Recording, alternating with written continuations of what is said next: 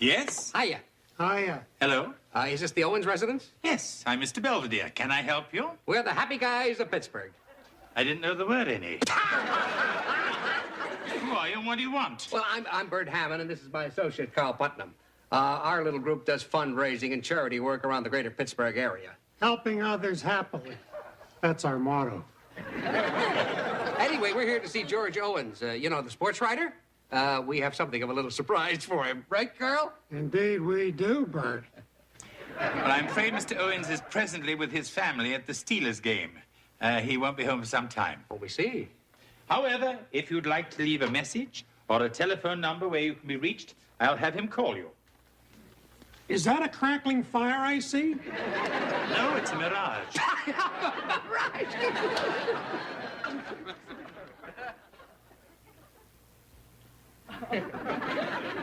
Fire's almost out. That usually happens as time goes by. Jeeves here's really got a great sense of humor, huh, Carl? Ever think of becoming a happy guy? Not anymore. We're back. Thank God. I can't believe the Steelers got ripped like that. Oh, cheer up, honey. We had a fun time. The longest afternoon of my life. And it's not over yet. George, I don't know if you remember us, Bert Hammond. This is my associate, Carl Putnam. We're the happy guys of Pittsburgh. Oh, sure. The three of us worked on that fundraiser last year, remember? Oh, yeah, for the handicapped children. Yeah, you arranged the game between the Pirates and the Pittsburgh Press Club. Yeah, that was a great game, Dad. You struck out 3 times. I was clowning around, Wes. Not as far as we're concerned, right, Carl? Far from it, Bert. You see, George, every year about this time, us happy guys like to get serious for a while to honor the public-minded individual who best exemplifies the spirit of the happy guy. Oh, yeah? George, in recognition of your dedication and your hard work, it is my privilege to tell you... Our privilege. Excuse me. Our privilege. On behalf of our beloved president and founder, Vladimir P. Bud Nebling, to name you Happy Guys of Pittsburgh's Man of the Year for 1985. That's great. Congratulations. I mean, I don't know what to say. Well, don't say anything. Just save it for your speech. Speech? What speech? Your acceptance speech, silly. At the banquet. Oh. Well, we better be going. We don't want to wear out our happy guy welcome. Oh, I'm afraid it's too late for that. You've got to promise to bring this guy with you. Yeah, sure.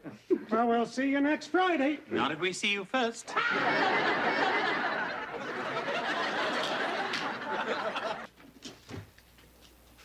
what do you think? Thanks for the award. Drive carefully. I like the drive carefully part. They said keep it short. Anyway, what else am I going to say? Well, and I never thought I'd be suggesting this. You could tell a few of your sports stories. I don't want to. You always wanna. Look, maybe I just got a little trouble talking in front of people. Really?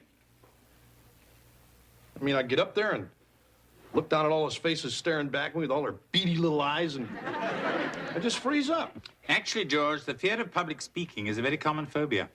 It is? And just between you and me, I know a little something about that fear. You do? Yes.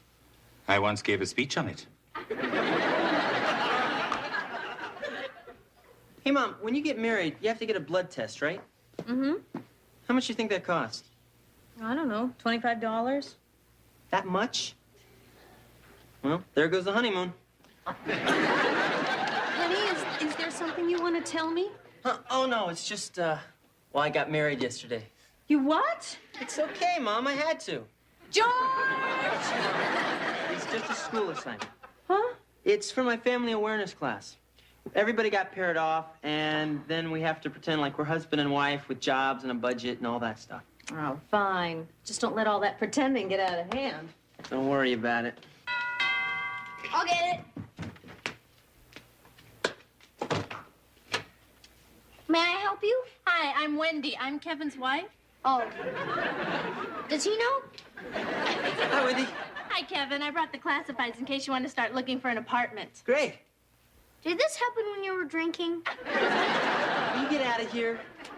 Heather! Don't pay any attention to him. He's just my stupid little brother. It's okay. In-laws, right? Right. Well, come on. We might as well get started. Hey, look, I'm sorry you got stuck with me for a wife. Huh? Well, you were probably hoping for somebody like Roxanne Fitch, all skinny and gorgeous. I've heard some guys go for that. Hey, it's okay. I don't mind. Sure. Besides, like my dad says, there's two kinds of girls in the world. The kind you fool around with and the kind you marry. I don't think I'm either of those. Hey, here's a good one. 2-bedroom, 2-bath, balcony overlooking river. Kevin, that apartment's $850 a month. We can't afford that. We can't afford anything with these crummy jobs they assign us. I mean, I'm only making $300 a week as a welder. Yeah, and I'm not doing so great as an exotic dancer. Maybe we should switch. I don't think that's allowed. Too bad. I think I'd look better with the blowtorch. Hey, what's with you? How come you're always knocking yourself? I just figure, why not get there early and beat the crowd? Look, you're a nice person. You've got a real good sense of humor. And I don't think you should waste it putting yourself down all the time. You keep talking like that, you might get lucky tonight. Gotta work tonight. Wes, wait! You little monster! I'm gonna strangle you, I swear! Hey, what's going on with you two? Nothing. I just raked up a pile of leaves and asked if Heather wanted to jump in them. He raked them over a mud hole on purpose. I didn't do it on purpose. It was just a happy coincidence. That's not very funny, Wes. Your sister might have gotten hurt. I'm sorry. I gotta go change. Hey, is that your speech for the happy guys, Dad? Yeah, pal. Oh, boy, can I read it? It's still not quite finished. That's okay. I'd rather hear it at the big dinner anyway. Oh, right. Gee, I hope we get a table up close, because that place you're giving the speech in is humongous. It is? Yeah, I think last year they had the rodeo there. See ya. Hey, Dad, this is Wendy. We're going out to price some bedroom furniture. Ah, great. Get something sturdy. Hey, Dad, I'm gonna be upstairs, and you don't have to tell anyone, okay? Where is he? Where's who? I am covered with mud and leaves. Who do you think? Haven't seen him. Hey, Miss Belvedere. Wesley, huh? Hi, Mr. Belvedere. Hello, and how's married life treating you two? Great, we finally found an apartment. Congratulations. Oh, Mr. Belvedere, it's beautiful. It's got a fireplace and a little breakfast nook where the sun comes in. I mean, we could be happy there forever. I'm sure. And now, if you'll excuse me, I must go and track down your brother-in-law.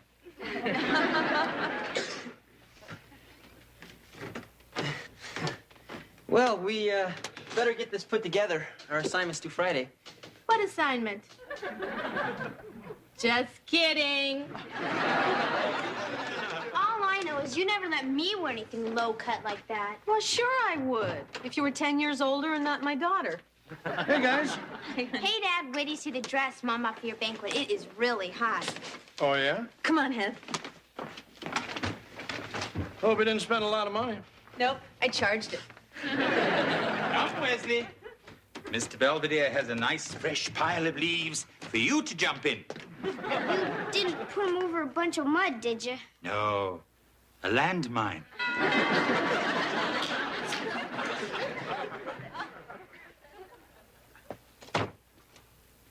Well, if it isn't the happy guys. At the moment, we're not very happy. Is George here?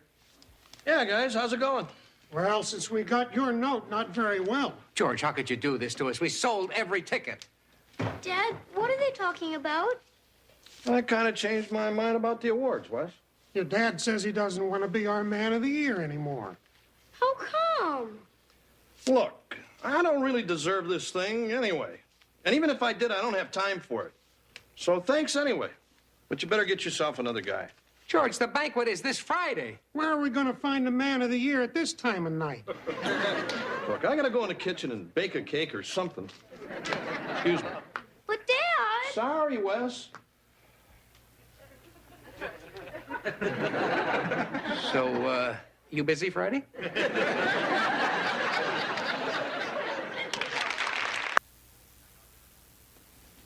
I got rid of them. Thanks. I'm afraid they didn't leave very happy.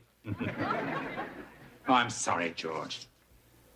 I didn't realize how serious this problem was. At first, I thought I could get by mumbling thank you or something. But they want a real speech. And I can't do that. Of course you can. No, I can't. George, there are proven methods for dealing with this fear, and I can help you. I'm not giving that speech. I'm not going to do anything that's going to make me look like a fool in front of my family. That's never stopped you before. Hey, I know what you're trying to do, so forget it. I've got nothing to prove to you or anybody. You okay, Dad? Yeah, Wes, I'm fine. So you're still gonna be man of the year, aren't you? I don't know. I already ran my tuxedo. I guess I got to do it. Great! So, got anything particular in mind? Happy guys, ladies, honored guests. As I gaze upon this sea of smiling faces, I realize this is the stupidest thing I've ever done in my life. Now, George, you're losing your audience. Isn't that right, Petunia? You sure I'm the one who needs help? George, you'll never overcome your problem if you don't start taking it seriously. How? You got me talking to a bunch of stupid stuffed animals. They are still your audience. They are sitting and listening attentively, just as your real audience will be Friday night. I don't know. Every time I look at these things, George, go back and finish your speech. Remember, you are the speaker. You are in control. There's absolutely nothing to be afraid of. Who's that? I don't know. But if they catch us like this, it'll be all over. I'll get the door. Fine. Hi, Mr. Belvedere. Wendy, it's only you. Yeah, I get a lot of that. Could you tell Kevin I'm here, please? I'm afraid he's not at home. He isn't, but we're supposed to decide tonight if we're going to have a baby. Oh, perhaps he went out to get cigars. These guys are cute. Whose are they? Oh, they belong to Mr. Owens. He talks to them. I'm home. Well, hello, stranger. Oh, hi. Where have you been? What? You told me you're going to be home by 3. I'm sorry, I just got a little hung up at the library. And you couldn't pick up a phone? Look, Wendy, I don't know. I'm sorry. We shouldn't fight. Right. Especially with a baby on the way. Hey, guys, what do you think? Oh, that's really nice. Are you going to a wedding? No, I'm going to my dad's banquet. It's tomorrow night. He's getting an award. Didn't Kevin tell you? No. Oh. Well, I'll see ya. Thanks, Heather. It's just a stupid dinner for my dad. It's no big deal. Well, we may have to forget about the baby, but I think there's enough money in our budget for me to buy a new dress. Look, Wendy, I'm taking Roxanne. Oh, then I'm just kidding. Wendy, it's not... I'm sorry. I mean, why should I expect you to take me? I mean, who am I? I'm just the person who keeps your house and pays your bills and tries to make ends meet on a shoestring budget. Wendy, we're not married. It was homework. That's all. Look, I gotta go. You'll probably be hearing from my attorney. Or somebody. Honeymoon over? I don't know what it is with her. I mean, she thinks I'm some kind of jerk or something just because I won't take her to Dad's banquet. Kevin, there's no reason you have to take someone you don't like. Well, hey, I never said I didn't like her. Oh? I mean, she's nice and funny. We've had some good times together. It's just she's not the kind of girl you'd take on a date. Yeah. Mm-hmm. Look, George, it's not so bad. It's almost cozy. It's almost empty. And what's going to happen when this place fills up and I freeze up? Perhaps you'll throw up. Look, George, you're going to be fine. You've already given your speech 12 times. Yeah, to a bunch of stupid stuffed animals. You've given it to me. You're not a big crowd. I mean, you're barely a small gathering. That's it, George. Keep your sense of humor. I'm sorry. Look, George, just relax. Now get the feel of the room, huh? You're going to be fine. You think so? See you in a bit. Hey, where are you going? To pick up my date.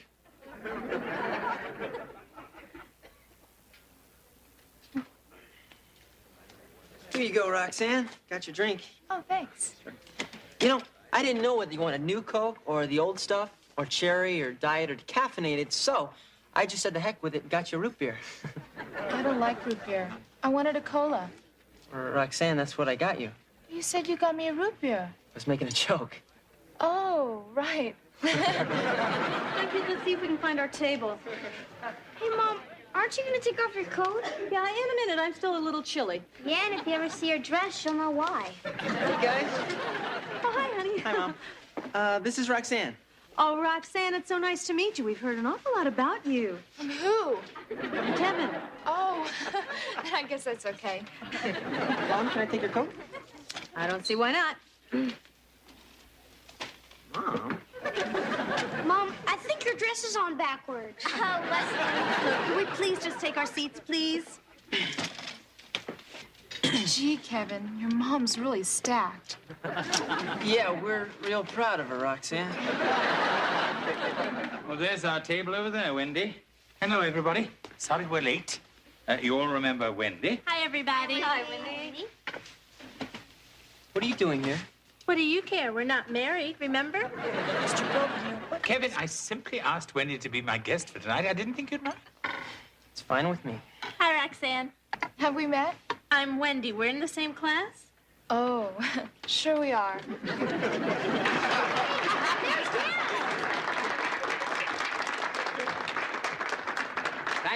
Thank you, happy guys and gals. And welcome to the annual Happy Guys of Pittsburgh Man of the Year Award Banquet. You know, I think it was a very wise happy guy who once said, if you can keep your head when everyone around you is losing theirs, you'll be the tallest guy in the room. But now, seriously, I want to tell you something about George Owens, our Man of the Year. Now, George is such a wonderful guy, we were going to erect a statue of him in the park. But then we thought, why scare the pigeons? Excuse me. I'm sorry, but I have to interrupt you, Bert. Why, am I slip showing? Please, ladies and gentlemen, I have an important announcement.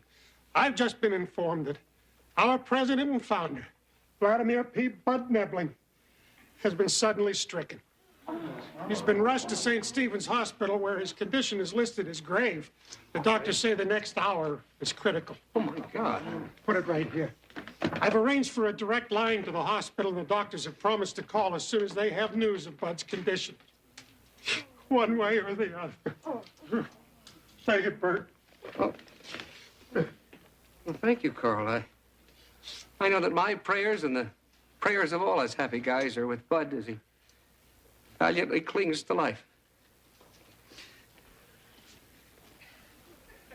Oh, here's our Man of the Year, George Owens.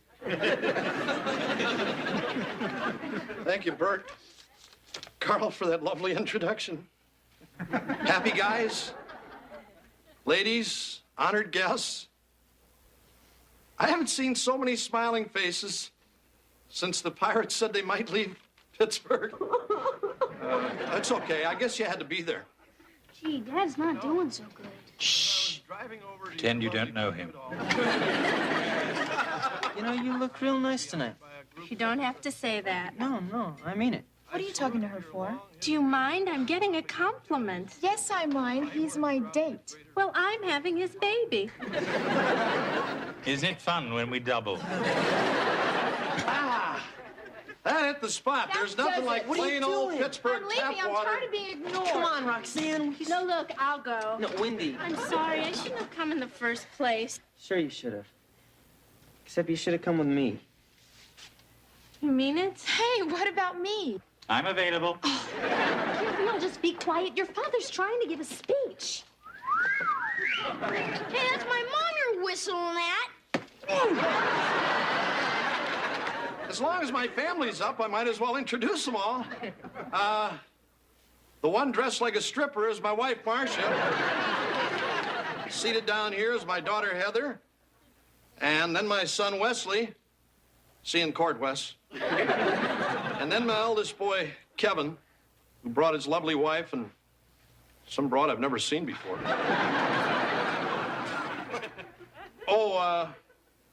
The distinguished-looking gentleman with a smug little smile on his face is my housekeeper and friend, Mr. Belvedere.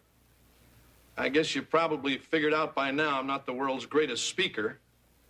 I don't have much of a finish for this.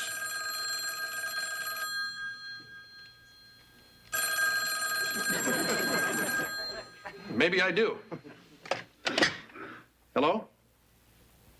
Mm-hmm. Okay. I'll tell him. But it's gonna be okay. Thank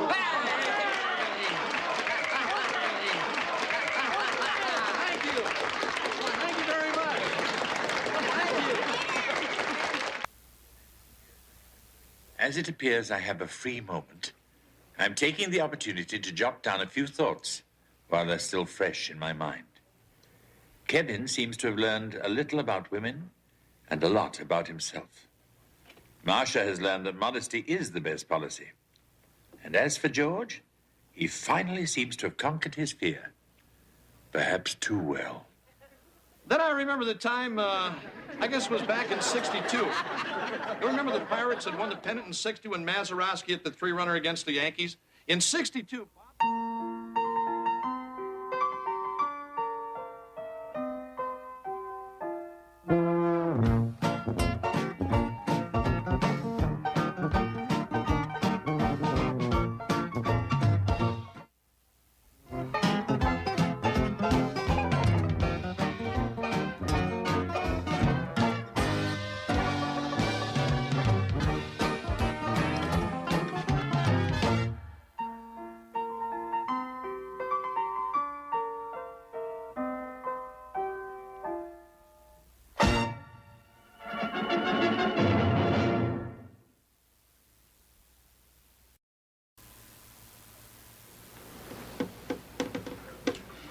Wesley, it's still your move. I'm still thinking. Has it anything to do with checkers? Hey, Hev. How do you think I look? Groovy? You really think so? Yeah, sure. Gosh, I didn't know kids still used that word. We don't. I heard it once in a documentary. Well, Mrs. Owens, joining the mod squad? Today's the anniversary of Mom and Dad's first date ever. You know, way back in the 60s. Yeah, we're going back to the first place we ever went together, this little coffee house in Altoona, and I thought it would be fun if we dressed up for the occasion. Sounds kicky. Come on, George, we better hurry up. I'm not coming down. Oh, come on, it'll be fun. All right. All right. You say one word, you're fired. Then I better go. Well, I think you look just as handsome as you did that first night you showed up on my father's doorstep. He couldn't stop laughing either. Well, I think you guys look neat. Thank you, honey. Sort of like the Jetsons. That's it. I'm gonna go change. Come on, George, it'll be romantic. We'll have espresso. Okay. Okay. I just hope this place is dark and empty. I've heard most of Altoona's like that. Let's go. Have a boss time. Hey, where's Mom and Dad? They just left. Come on, Kev. Mom says you gotta drop me and Angela off at the movies. Ah, fine. Well, Wesley, it looks like it's just you and me. Shall we finish the game? Or would you like to surrender now? I gotta go. Where? I'm camping out in Ricky Rondanella's backyard. All right. Hey, what are you gonna do? Oh, I don't know. Just relax. Maybe read a book. Another one? I think you read too much. I think you ought to run along, Wesley. Hey, you can camp out with us if you want. I think our tent's big enough. Go. It was the best of times. It was the worst of times. Maybe he's right. I do read too much. Still mad about having to pick me up last night? I don't want to talk about it. Oh, come on, Mr. Belvedere. It wasn't my fault. Mrs. Rondinella said we could build a campfire. I don't think she meant in the middle of the den. It was cold outside. Besides, Ricky's the one who started throwing the flaming marshmallows. Just shut up and eat. Hey, you burnt my toast. I just assumed you'd like it that way. Morning, everybody. Good morning, Kevin. How was your date last night? It was okay. Just okay. While straightening up, I found these. They were stuffed between the cushions of the living room couch. I thought perhaps they might belong to your date. Not my date. I couldn't even get her coat off. Oh, there they are. Thank you, Mr. Belvedere. Wesley, how was your little camp out, honey? Great, Mom. I never had oxygen before. Hey, anybody want to go shop with your mom and me? We're going to Lumberama. I'll pass. I'll go. Come on, Mr. Belvedere. You can come too. We can play with the power tools. Sounds tempting, Wesley, but Mr. Belvedere has beds to make. Have fun. So, you coming, Wes? No, I think I'll just stick around here. Up to you. Come on, honey. Okay, see you later. We gotta help Mr. Belvedere. What do you mean? He's lonely. I mean, we're always going places, always doing stuff. But all Mr. Belvedere ever does is stay home by himself. He likes being alone. Well, I think it's finally getting to him. I mean, he still yells at me when I do something wrong, but he doesn't seem to enjoy it as much. Come to think of it, he does seem a little edgy lately. So what are we gonna do? Hey, Wes, you know what I think Mr. Belvedere really needs? A dog? A woman. Where are we gonna get one of those? Dad, I want you to see this. Look what I got. Wesley, where did you get them? I found them at church. They were coming out of bingo. Excuse me, are you the nurse? Huh? The little boy promises a free blood pressure test. I'm sorry, there's been a mistake. You all are gonna have to leave. Hey, what are you doing? We're all gonna have to go now. But we just sat down. Sorry, the clinic's closed. Close? There's been a bomb scare. A bomb? Oh, my God! Can I use your bathroom? That's where the bomb is. What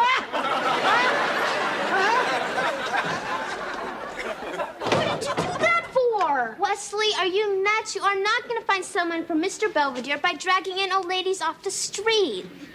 The young ones wouldn't come. Besides, how else are we going to do it? With this. I picked it up at the mall today. What is it? It's a questionnaire from this computer dating place. Pick your perfect mate scientifically. See, all we gotta do is have Mr. Belvedere answer these questions, and the computer will find him the perfect woman. Oh boy, let's go have him fill it out right now. Wesley. We can't just ask him straight out. We gotta be sneaky. Oh, I can do that.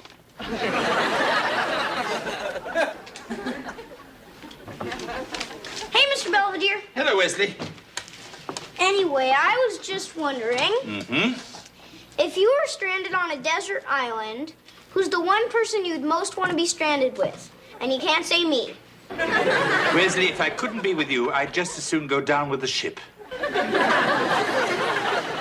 I was also wondering, do you think love and commitment should precede sexual intimacy, or is physical gratification an end unto itself?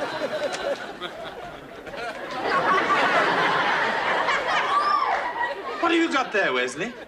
Nothing. I mean, it's just something for school. Whose school? Masters and Johnson's? I gotta go now, Mr. Belvedere. Bye. What you doing, Wes? Finishing up my mural for the open house at school. Oh. Oh, gee. Honey, you want to come take a look at this? What exactly is it, Wes? It looks a little grisly. It's my history of punishment in colonial America. I kind of wondered why that lady was on fire. Oh, she's a witch. And this guy got drunk, so he's in the pillory. And he's getting tarred and feathered because he liked the English, and she's getting dunked for fooling around while her husband was away. Well, honey, this is all very colorful, but I thought you said you were going to paint Betsy Ross sewing the American flag. I did. That's her down there with her feet chained together. Well, at least her hands are free. Keep up the good work. You're still doing that? Hey, what'd they tell you at the computer dating place? Forget it. They said they got nobody with Mr. Belvedere's interests. You're telling me there's nobody out there who likes opera and eats corn dogs? Hey, Wes, what about your open house? Huh? Well, there's gonna be a lot of women there. Oh, yeah. All my friends' mothers. And most of them are divorced and real desperate. Hello, children. Hi, Mr. Belvedere. Hey, Mr. Belvedere. Wesley, how's your salute to cruelty coming along? Great. And you can see it all hung up when you come to my open house at school. The last time I went anywhere where people knew you, I barely got out alive. That was just church. This is different. Yeah, well, anyway, here's my classroom where I do everything. Fine. Just remember to introduce Mr. Belvedere the way he told you to. I will. Oh, hi, Wesley. Hey, Ricky. Hey, Mom, remember Wesley? Yes, from the fire. Anyway, Mrs. Rondinella, this is Mr. Belvedere. He's no blood relation, is not responsible for my actions, and doesn't particularly care for me. Okay? Thank you. Anyway, I'll leave you two alone. Come on, Ricky. Well, is Mr. Rondinella here? He turned 40 and moved to California. Or perhaps when he turns 50, he'll move back. Excuse me. Hey, what happened? Wesley, don't ever leave me alone like that again. But you're supposed to meet people and mingle. Wesley, this is an open house, not a cocktail party. Hey, let's go over there and talk to Patty Kiefer's mom. I think she's giving you the eye. What are you talking about, Wesley? Nothing. Wesley, what are you up to? I just figured it'd be nice for you to get out and meet some people. That way you wouldn't be stuck home without a date on Saturday night. Wesley, that's really very sweet of you. But it's quite unnecessary. Now, can we go? Okay. I just gotta get something out of my locker first. Be right back. Don't dawdle. What goes through a child's mind? Compelling, isn't it? I want to stop looking, but I can't. Sort of like a traffic accident. Which one is yours? The one who did this. Wesley! You're not his father. No, I'm sort of temporary guardian. His parents couldn't come. I guess they needed the rest. You seem to know Wesley quite well. Hello, Wesley. Good evening, Mrs. Carsola. What are you talking to her for? She seems very nice. She's not nice. She's my teacher. She's always giving me a hard time. I knew there was a reason I liked her.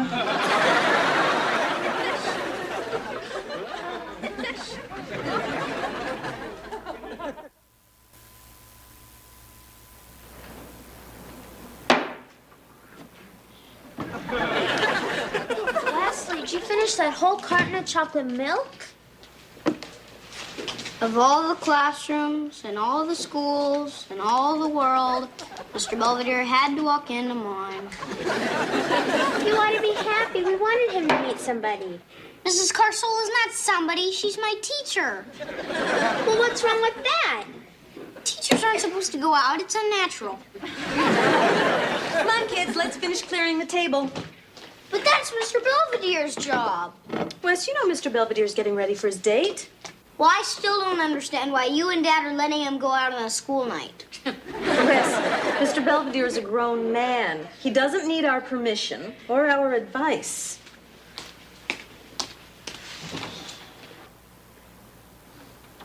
You decent? For the time being. I brought you a little something might help you out tonight. Oh? You give this to Miss Crabtree, she may keep you after school.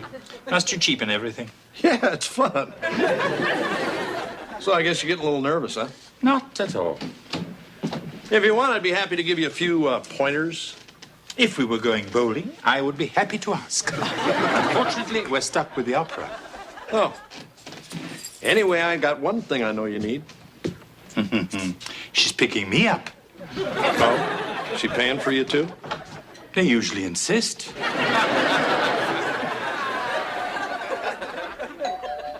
I'll get it. Good evening, Wesley. Mrs. Garsola, what are you doing here? I'm picking up Mr. Belvedere. Wait here, I'll get him.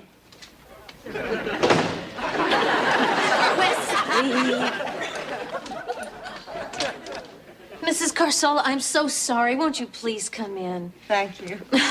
I don't know what's gotten into Wesley. He's usually so polite.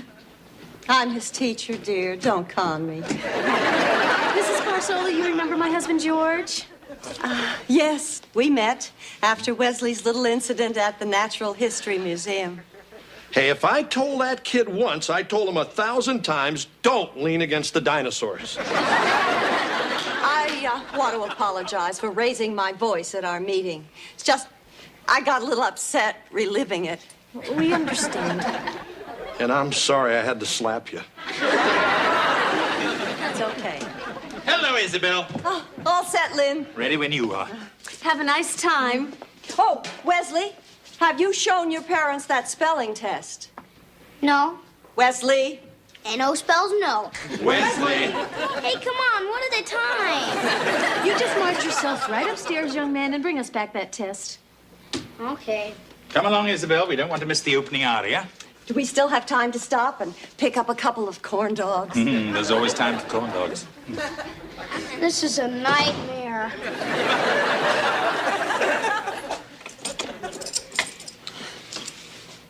Well, thanks for walking me to the door. It's the least I could do. Aren't you going to invite me in? I spent a lot of money tonight. Isabel, I've had a lovely time. Please don't ruin it. Come on in. I'll make us both some coffee. Oh, I'd love that.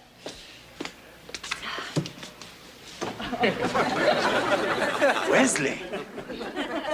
We will discuss this in the morning.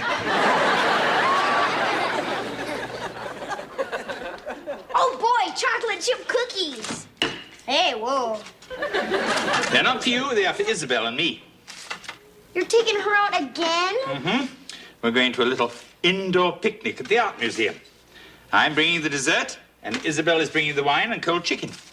But it's your day off. We always do something together on your day off. I know. That's why it seems that I never have one. Come on, Wesley. I'll be home early this evening. Perhaps we can do something together then. Yeah, sure. Don't you have an essay you should be working on? Man, does she have to tell you everything? You can have one if you like. I don't want one anymore.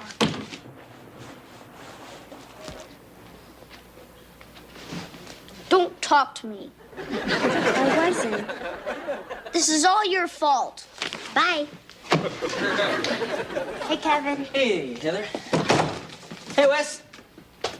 I got a problem. Oh, yeah?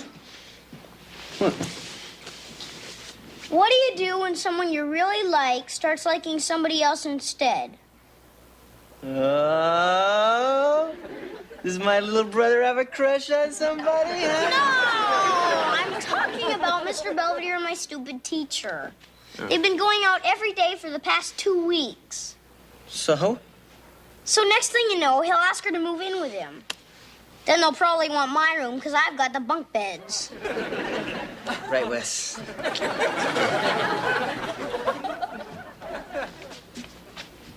I emptied all the trash. Fine. Now you can start on the erasers. Yes, ma'am.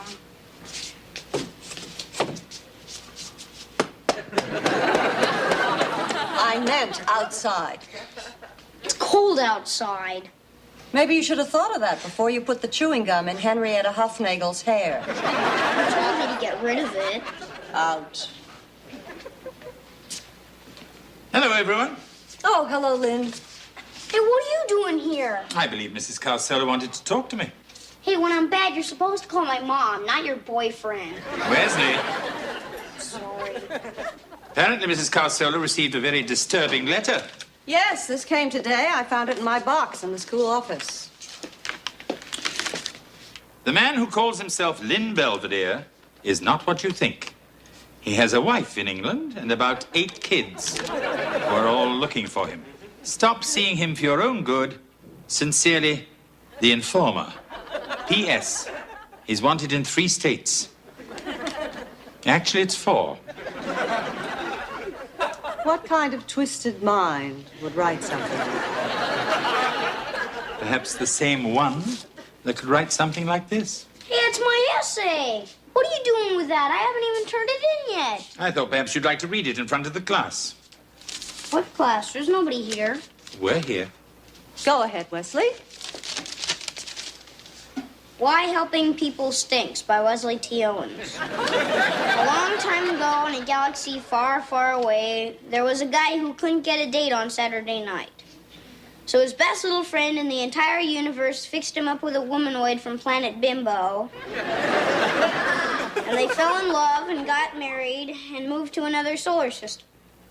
So now the little friend is all alone and drifting aimlessly through space, all because he was a jerk and tried to do something nice. The end. It's very nice, Wesley. Yes, it's a very imaginative story. It's not just a story. It isn't? It's about us. It is. Man, what does it take to get through to you people? Wesley, Mr. Belvedere and I are not getting married. You aren't? Just because 2 people enjoy each other's company, it doesn't mean they're going to rush off together to the planet Zongo. So you guys aren't in love? Wesley, of course not. Yes, of course not. And you're never gonna leave? Of course I am. Huh? What I mean is, it may not be tomorrow, or it may not even be next year, but someday, when I think you're sufficiently civilized and no longer a threat to society, then I'll be on my way. Boy, that could take forever. Don't remind me.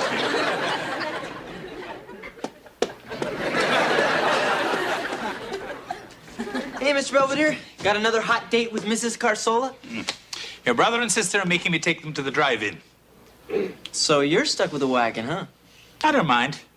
When your brother misbehaves, I can make him sit in the back and face the wrong way. Come on, Marcia, we're gonna be late. You're just doing this to get back at me. Come on, honey, it'll be fun. All right. All right. Are you sure everybody's going to be wearing stuff like this? Sure they are. Come on, we don't want to miss the first dance. Hey, swing your lady just like Cupid. Swing her again. Don't you look stupid?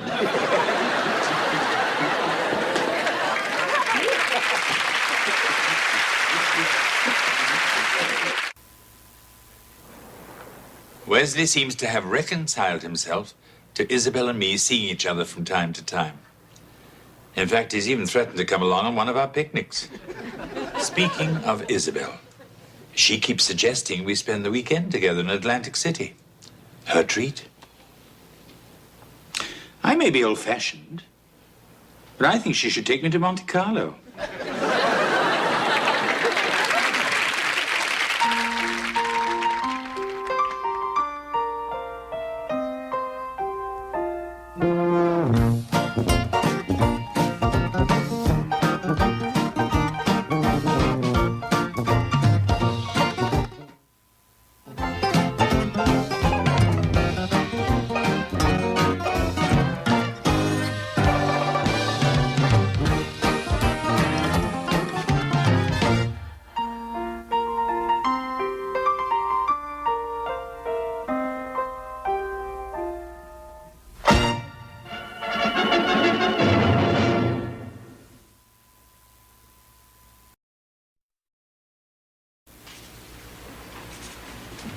Mom, I know you're studying for your big final, but can I ask you one quick question? Sure, Ev. How do you know when you're really in love? Well, I mean, there's this guy, Eric, and he is really cute, and I really like him. But the thing is he doesn't even know I'm alive. Should I wait until he notices me, or go up and talk to him, or what? Honey, do you think we could talk about this tomorrow, maybe?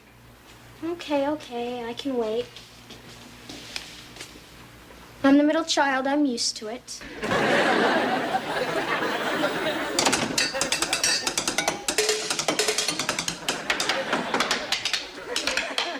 Ma. Am I bothering you? Sorry. You're getting better with those. Thanks. You know, my band teacher says if I keep it up, he might even let me get a drum. Yeah. And if I keep this up, I might even pass my exam.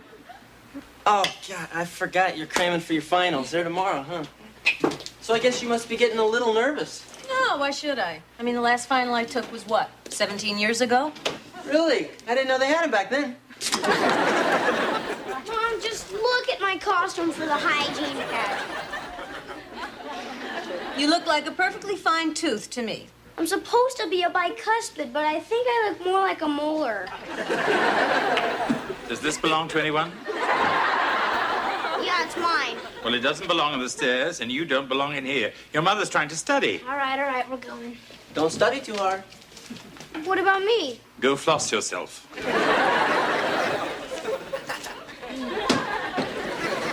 I'm sorry, Mrs. Owens, and I apologize about the children. I assure you there'll be no further interruptions Thank you, Mr. Belvedere. after I finish making my popcorn. A contract may be rejected by stated refusal, by implication via counter offer, or by acceptance on a conditional basis. Would you like some eggs? No, thanks. That was a stated refusal. Now, if I'd asked for a waffle instead, that would have been rejection via a counteroffer. I see. Yeah, but if I'd accepted the waffle only if we had blueberry syrup, that would have been acceptance on a conditional basis. I'd offer you a Pop-Tart, but I'm afraid you might sue me. Our husbands allowed? Morning, honey. You never came to bed last night. I missed you. I'm sorry, I couldn't help it. I know you gotta study. It's just, I don't like sleeping alone. It's spooky. Perhaps we can get you a nightlight.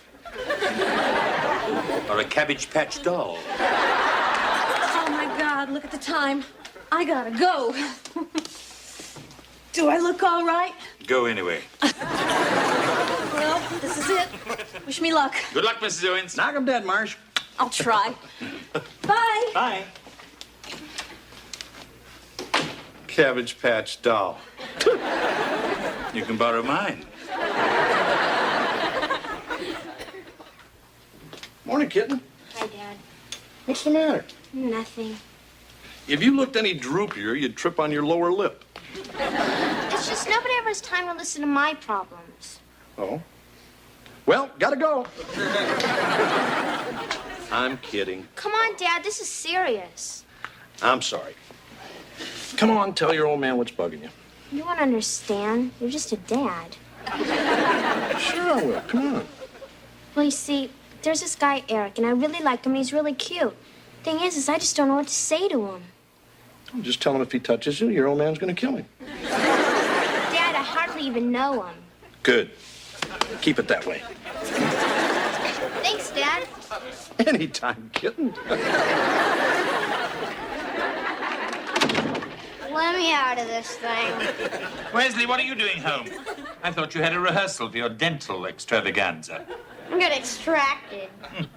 What happened? Did you bite someone? No, I punched Howie Huffnagel in the nose. He was playing an impacted wisdom tooth, and he kept trying to crowd me out. Yes, as a rule, wisdom teeth are rather pushy. Well, anyway, now I'm out of my pageant for good. I am sorry, Wesley. Well, that's okay. At least now I don't have to brush my teeth anymore. Always a bright side, isn't there?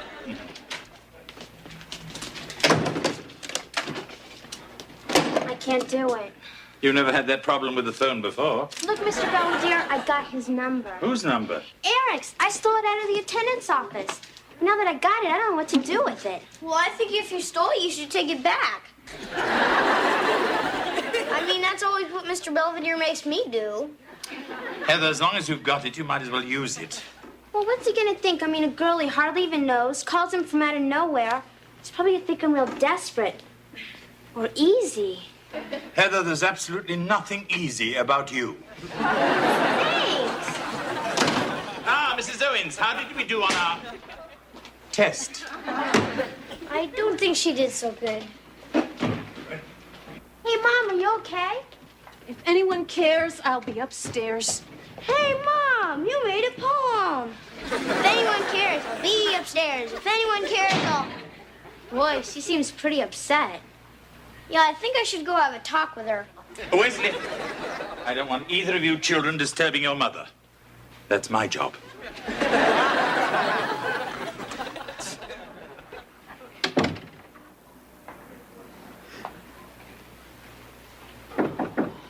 Who is it?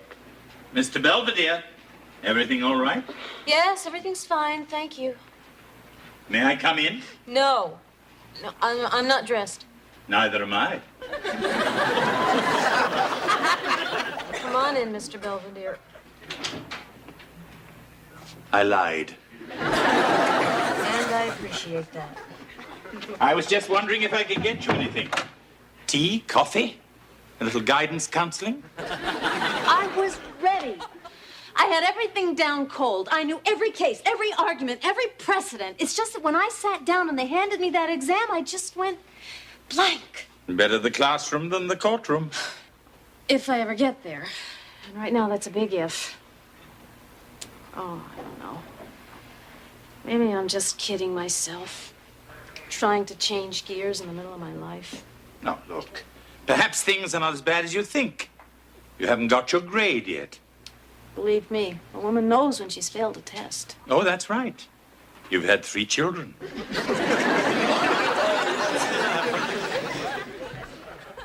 Hey, Heather. Phone. Who is it? It's Eric. Eric! Ah! I didn't even know I had my number. Hello, Eric? This is Heather. What do you mean, what do I want? You called me. I told him you wanted his body. Sorry, can't talk now. Bye. Wesley, I'm gonna kill you, I swear! A simple thank you will be enough. Hey, guys, what's going on? My life is ruined. I got kicked out of my pageant. Great, where's your mom? She's up in your bedroom with Mr. Belvedere, and they don't want to be disturbed. Not my day, is it? Oh, Mr. Owens, I'm glad you're home. Me too. Mrs. Owens had rather a tough time with her exam. She's feeling very low. Oh, yeah? Well, come on, guys, let's go up and jolly up old Mom. Hey, look what I got. Did anyone order a firing squad? Probably for me. Hey, honey. Looks like somebody forgot to bring an apple for the teacher. I guess so. Hey, it's just one silly test. Yeah, Mom. We could write the teacher a note saying you did lousy because you didn't have a good breakfast. And could you please take it over again? It's no big deal, honey. I did my best. I just wasn't good enough. That's stupid. Well, anyway, it's mostly our fault you did bad. Yeah, because we're always bothering you when you're trying to study. Like me with my stupid costume. Or my stupid boyfriend problems. Or your silly drum. You can have these back when you're 21. Kids, you're supposed to bother me. I'm your mother.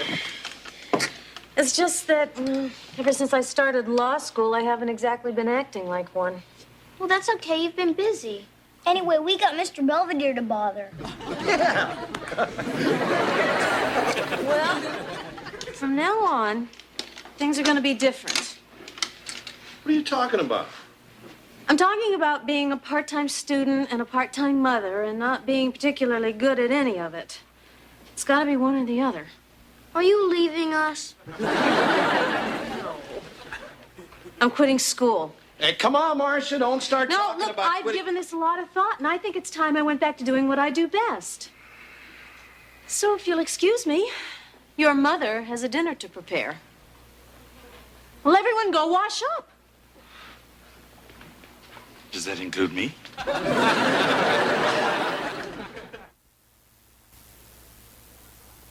Any luck? She doesn't want to talk about it. All she keeps saying is she's going to make us the best dinner we ever had. Better than mine? She's not just upset, she's delirious. Where do I keep the egg beater? Top middle drawer. And the eggs? In the chickens? I wish there was something I could do. You could pack. Perhaps I should. I'm kidding, I'm kidding. Look, she's just a little tired. All she needs is one good night's sleep, and she'll be back to her old scholastic self.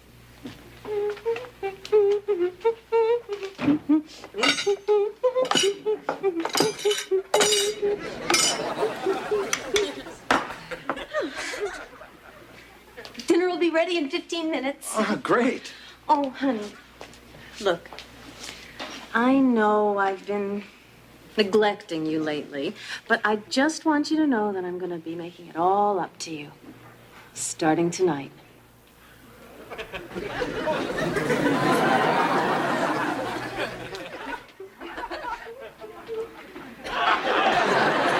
So much for our good night's sleep. Good morning, Mr. Belvedere. Good morning, Mrs. Owens, and how are we feeling this morning? Like the weight of the world has been lifted from my shoulders. Oh. Muffin? Yes, that would be my first guess, too. You know, I've forgotten how gratifying baking can be. I mean, you put together flour and sugar and milk, and presto, muffins. You don't have to convince anybody they're muffins. Nobody calls on you to explain your muffins. They're just muffins. Yes, I used to feel that way about donuts. Well, since you've done all this, I'll make the coffee. Already brewing. Then I'll make some juice. Already squeezed. Bacon? In the warmer. Fine. Just let me call Goodwill, and I'll have myself picked up. Morning, Westman. Morning, Dad. Hey, Belvedere, what smells so good? It's your wife. She's found fulfillment making muffins. Really? She hasn't made those in years. Breakfast time! Breakfast, everyone!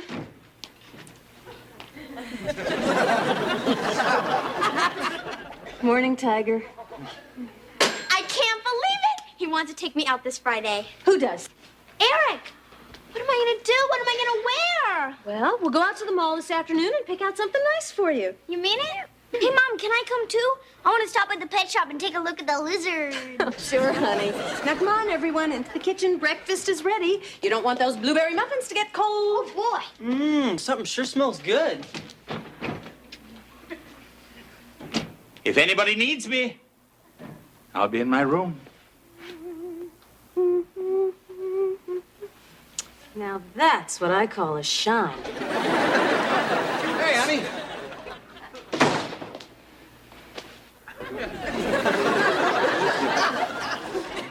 Whoa. How was work? Oh, it was okay. So what have you been doing all day? Waiting for you. What would you say if I told you I had a headache? I'd say I knew how to cure it.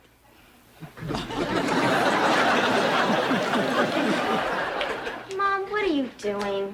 Oh, I'm just making some treats for when your little friend comes over. Mom, Eric and I are going to the movies. We're not going to have time for all of this. There's always time for good manners. Besides, your father and I want to meet him.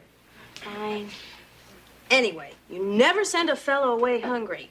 That's how we gals keep our men. Sure, Mom. Be right back. Oh, you're both wearing the shirts I made you. Thank you, Mom. Well, I think Mom has finally flipped. Hello, children. Hi, Miss Belvedere. Hey, Mr. Belvedere, where you been? Feeding squirrels. It's the one thing around here your mother hasn't already taken care of. Yeah, it seems like all she wants to do lately is cook and clean and make things. Suddenly she's taking an interest in everything we do. Yeah, and with some of the stuff I do, I don't need the attention. The thing is, Mom acts like she's happy doing all this stuff. But I don't think she is. Maybe you're right. The question is, what are you going to do about it? We don't know. Yeah, thinking of good stuff like that is your job. At the moment, I don't seem to have a job.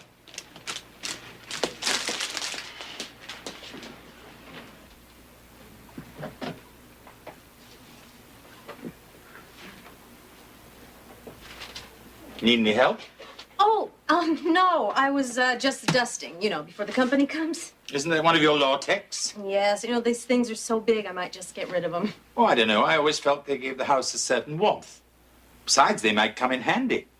You never know when you might get slapped with a lawsuit. I mean, especially with a son like Wesley.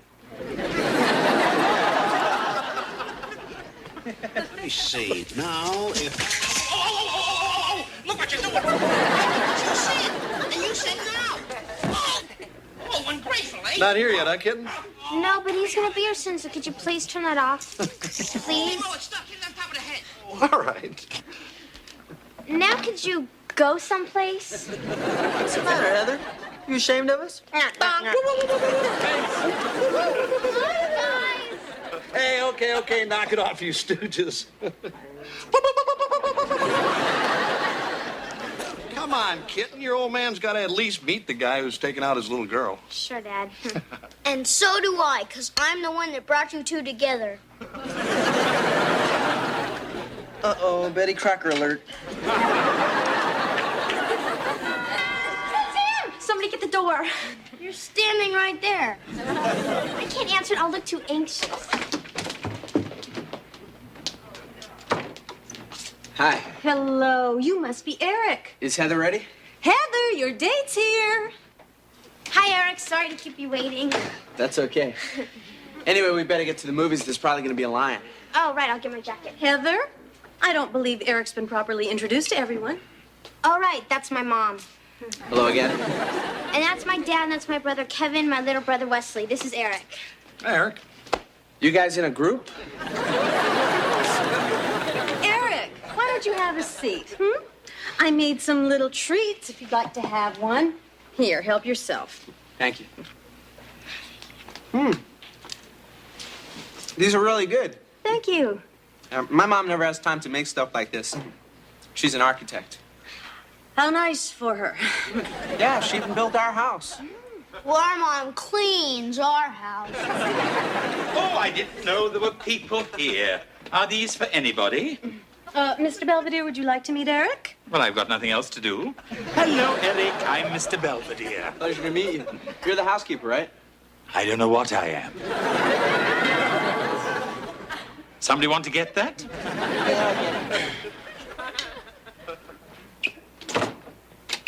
Yeah. Are you Marcia Owens? No. Can I help you? Are you Marcia Owens? You've now been served with official notice of impending legal action. Please, no tip. What's this all about? I'm being sued. By who? By me. Whereas, etc., etc., plaintiff claims denial of livelihood, interference with contracted duties, alienation of affection, and mental anguish. Very funny, Mr. Belvedere. Oh, I'm not joking, Mrs. Owens. I have a binding oral agreement to perform certain household services, and you are preventing me from doing them. That's ridiculous. Go tell that to the judge. Look, even if you were serious about this suit, which I know you're not, it wouldn't stand a chance in court. Why not? Well, first of all, although our contract was conditional on your performance of specific duties, it did not create a right to perform them, simply an obligation. Is that so? Yes, and secondly, whatever contract we did have was solely contingent on my attendance at law school. Objection. It was contingent upon your completion of law school. Come on, Marcia. You're not happy doing all this. Yes, I am. I'm very happy. I'm fulfilled. I love taking care of my family. Eric, please, have another crab puff. Put that tray down. That is my job. Mr. Belvedere. You touch that, you're in big, big trouble. Now look what you've done. And I just shampooed the rug. Having fun, Eric? You know, Eric, this reminds me of a little brouhaha between the Pirates and the Phils. Huh? Speaking of which, if you try to hit a home run with my daughter, I'm going to put you on the disabled list. Mom, could we have a word with you for a moment, please? Yeah, in a second. I just don't want these stains to set. Mom, this is important. Yes, well, so is this. Mom, forget it. You're fired. What? The three of us talked it over. We examined all the facts. And we're sorry, but we're just going to have to let you go. You mean you're firing your own mother? Yeah. It's for your own good. Come on, Mom. You really happy staying home all day making muffins? What else am I good for? Nothing, so you might as well go back to law school. I can't. I just can't hack it. I don't know. You hacked me up pretty well. That's true. Look, it was nice having you around for a while, but the fun's over. You're going back to school, and you're going to hit those books And you're going to be what you always wanted to be. One hell of a lawyer. And I don't want any discussion, any excuses. This is it. I'm putting my foot down. I believe you put it down on a melon bowl. George, no, don't do that. You're just making more work for Mr. Belvedere. Does that mean you're going to be a lawyer again? I'm gonna try. Thanks. I love you guys. I'm glad we could settle out of court. Come on, everybody, into the kitchen. Last chance for Mom's famous muffins. Well, come on, Eric. You're going to miss all the fun. You mean there's more?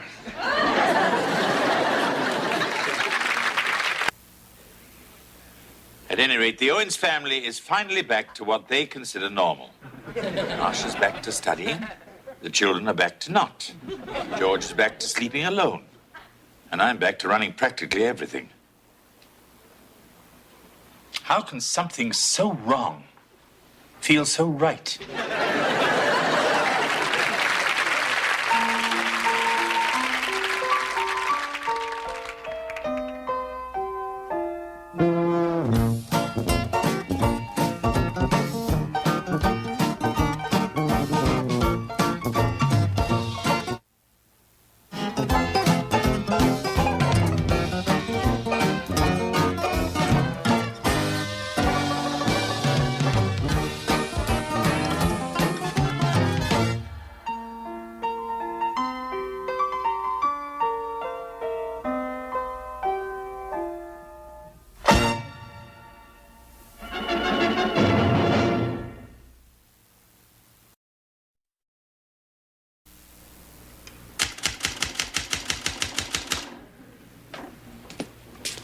Something on fire?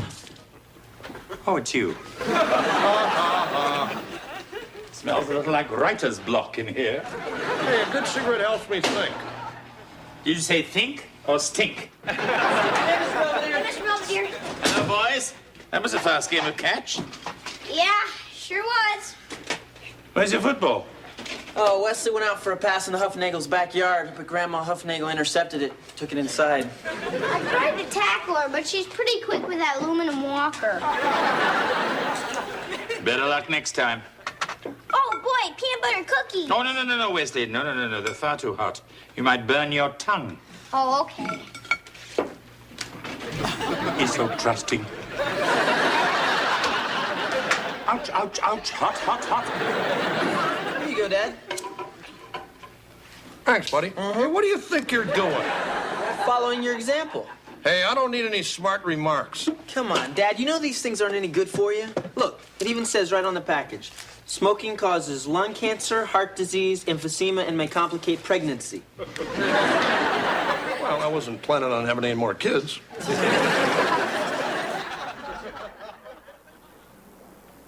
Hey, Mom. How do I look? Very cute. I don't want to look cute. I want to look sophisticated, alluring. Why? Well, I didn't want to tell you this, but I'm dating an older man. He's almost 16. Goodness. Look, George, all I'm saying is your body is a temple. Yeah, well, this temple's got a smoking section. Oh, gross. Dad's smoking again. Yeah, I can see that. Come on, are you guys going to start in on me, too? I just got a earful from the Nairobi trio here. George, you can quit if you really set your mind to it. Yeah, I've tried. It's tough. Any bad habit can be broken with a little determination and self-discipline. Big talk coming from a guy stuffing cookies down his throat. What is that supposed to mean? It means that you're as hooked on that junk as I am on these things. That's ridiculous. I like a little something sweet every now and then, but I can stop anytime. I'll believe that when Prince Charles gets a job. Hey, I got an idea. Why don't you guys both quit? Huh? Yeah, sure. Dad'll give up smoking, and Mr. Belvedere will give up all his junk food. And whoever quits the longest is the better man. Well, guys? Well, I think it's a marvelous idea. Well, I think it's marvelous, too. It's a bet. Honey? Okay.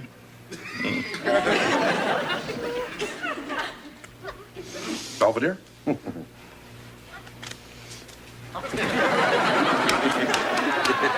Pretty good. Well, there you are, you see. You don't need a pack of cigarettes by your typewriter to do your job. Right. Especially when you got a pack of ding-dongs.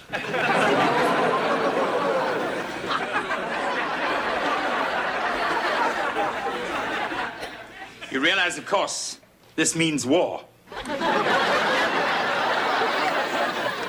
Hello? Hi, I'm Sean. I'm here to see Heather.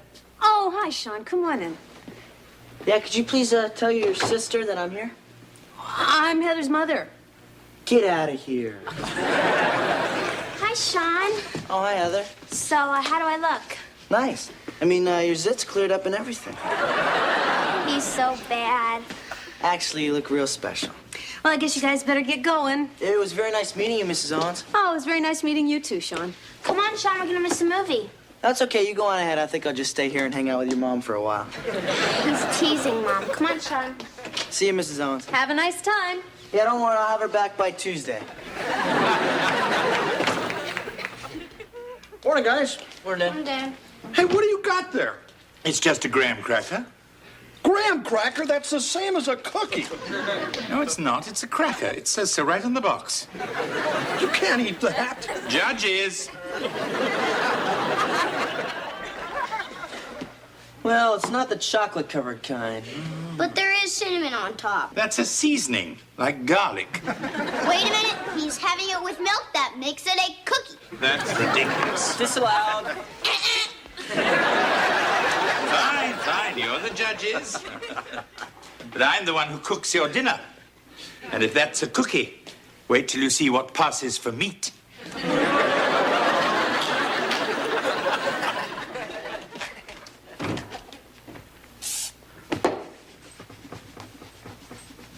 So how's the bet coming? Just fine. I think you pretty much got that spot. I know. I need to keep my hands busy. That's the same thing George said last night. Morning, Heather. How was your date? It was a disaster. First, I tripped coming down the aisle and spilled on my bonbons. And then, during the movie, Sean tried to put his arm around me, and I jumped and dumped a whole thing of hot nachos in his lap. Mr. Belvedere, it was the worst night of my life. Tell me again about the bonbons. Look, honey, maybe the evening wasn't perfect, but I'm sure Sean had a very nice time. Oh, sure. I mean, Sean's so smart and funny, and all I could say the whole night was, uh-huh, yeah, uh-huh, yeah. Yes. Maybe I should just become a nun. They don't have to talk at all.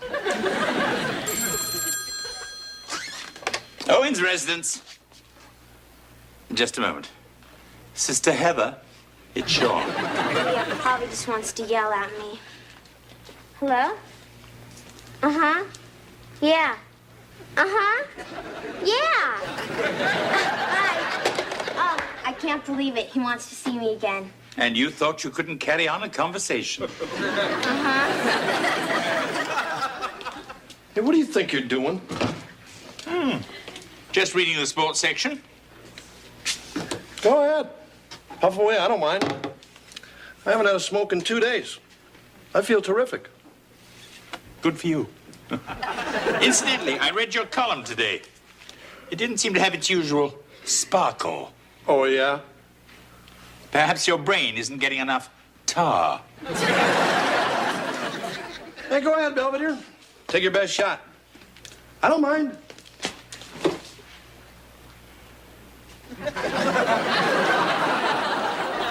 Help yourself. You're sick, you know that?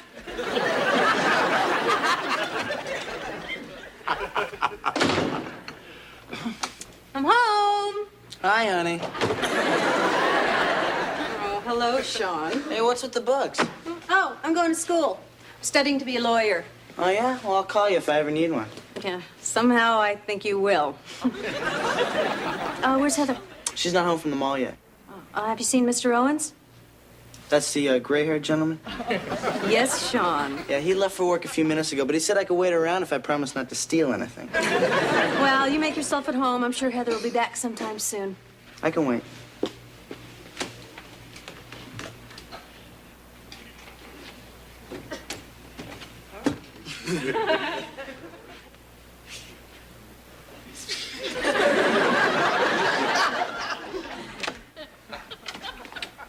Oops. Sean. Yeah, I'm sorry. I thought that this was, Heather's room. Yeah, well, it's not. Yeah, I was just gonna go in there and play some records. I didn't know that this was your room, I swear. It's okay, Sean. I'm really so embarrassed. I just want to go someplace and hide. Sean, you're still here. I know. And I feel real bad about that. Then go. Sean! Has anyone ever told you that you're beautiful when you're angry? And has anyone ever told you to go home and take a cold shower? Well, what's wrong with the one right in there? Sean, I think you better get out of here before you do something you might regret. Did you have anything special in mind? Just get out! Problem, Mrs. Owens?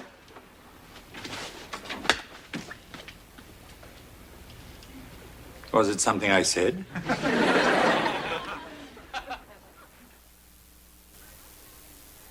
I mean, I'm up here getting dressed, and the next thing I know, Sean is standing there staring at me. I asked him to leave, but he wouldn't. I'm glad I came in when I did. God, I just don't know what to do about this. Well, we could always call the police and have his libido impounded. I mean, I can't tell Heather because she'd be crushed, and I can't tell George because Sean would be crushed. It's really up to you.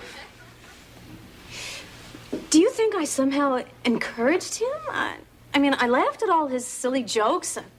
I enjoyed his compliments. And I did tell him to make himself at home. Oh, don't be ridiculous, Mrs. Owens. I know. Anyway, judging from the look on Sean's face, I don't think he'll be bothering you again.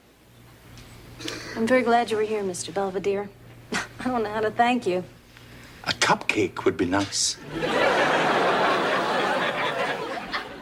Hey, Mom, you seen Dad anywhere? No, why? Oh, it's just he hadn't smoked in 3 days. You think he might be getting a little shaky. I lost him. Oh, yeah? I trailed him into the woods, but I think he doubled back to trick me. He must be in the house somewhere. Boy, I wish we had dogs.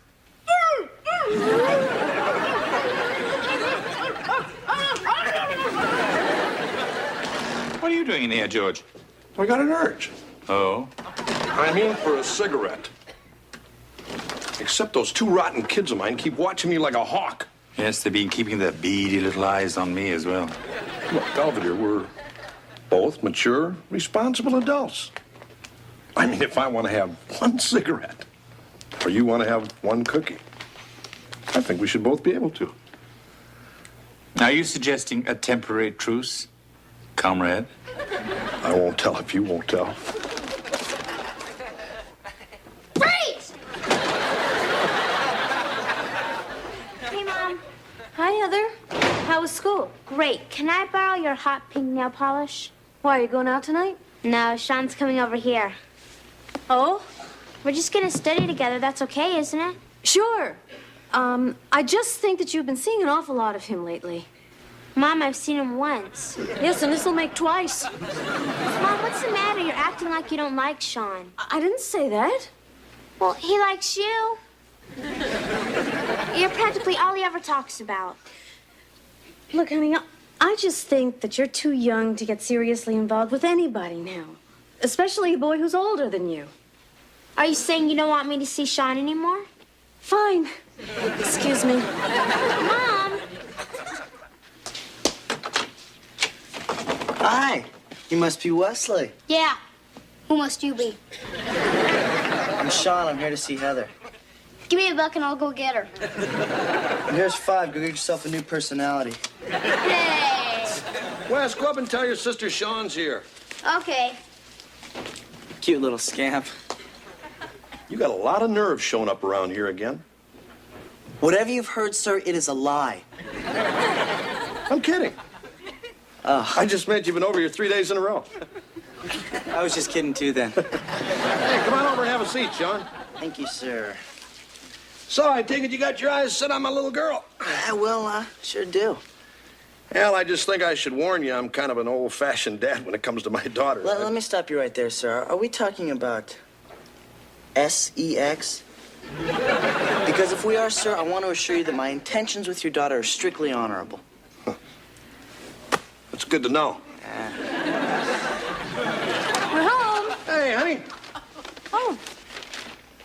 Hello, everybody. Hi, Mrs. Owens. I'm Sean. You remember me? Yeah, I believe so. Hi, Sean. Oh, hi, Heather.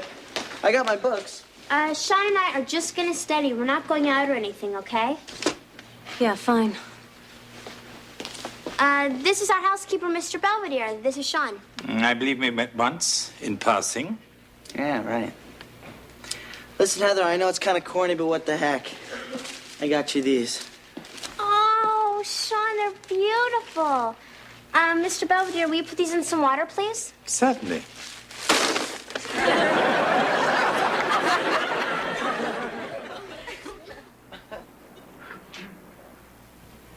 Something wrong? Oh, no, I'm just watching you. Oh. You know, when you come to a tough part in a problem, you crinkle your nose a lot. It's kind of cute. Thank you. When I come to a tough part in a problem, I stick my tongue out over here like this. That's great. Maybe you can get that fixed. Terrible. Listen, I'm gonna get something to drink. Do you want anything? No, listen, I think my mom's in there, and she's still not crazy about us seeing each other, so just try to be extra special nice to her, okay? Sure.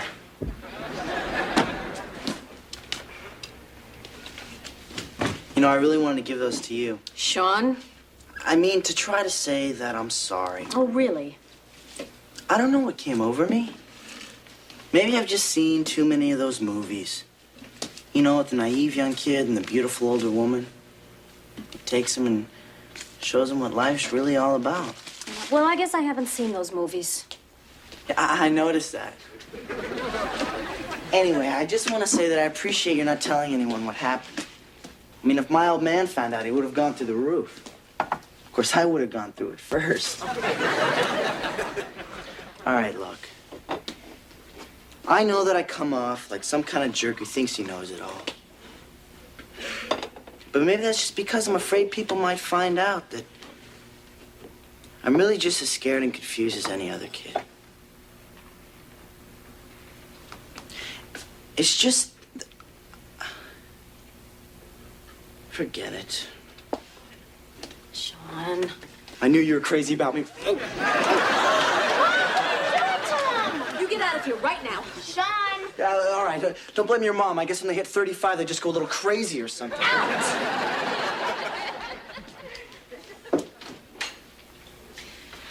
Heather, we have to sit down and have a little talk. Oh, that's okay, Mom. I understand now why you didn't want me to see him. Oh, you do? Yeah, because you wanted them all for yourself.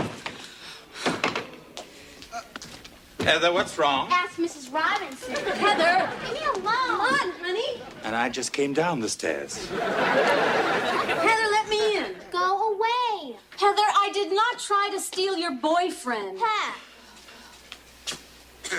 Sean tried to kiss me. Heather walked in and saw it. I always tell the children to knock. Heather, come on, open the door. No, I don't want to talk to you or anybody else for the rest of my life. May I come in? Okay. Everything all right? Hey, I said you could come in. I didn't say I'd talk to you. Oh, I don't blame you for being mad at your mother. That hussy. Trying to seduce that sweet, innocent boy. Perhaps now she'll leave me alone. That's not funny, Mr. Belvedere. Heather, that Sean is a contemptible lickspittle. I know that. And you must know that your mother did nothing to encourage him. But it's still her fault. She made him like her by being so sweet and pretty and perfect. Heather. I mean, just look at her. She's beautiful. Who would you rather have, Mr. Belvedere? Her or me?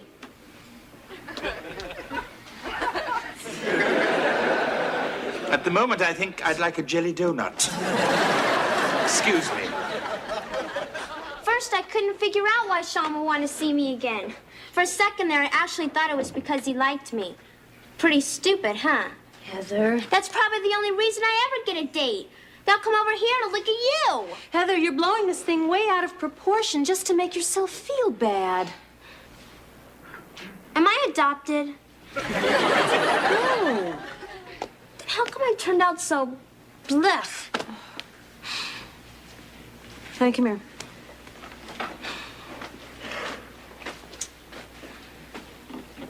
I want you to take a good long look.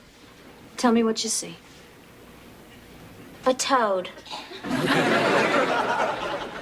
I'll tell you what I see. I see beautiful green eyes and a cute little button nose. And when it's there, a smile that can just melt your heart.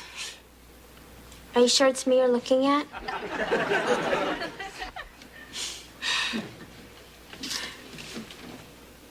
You see? Yeah.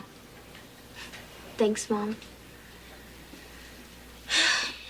And when am I going to stop being such a klutz? I don't know, dear. You get that from your father.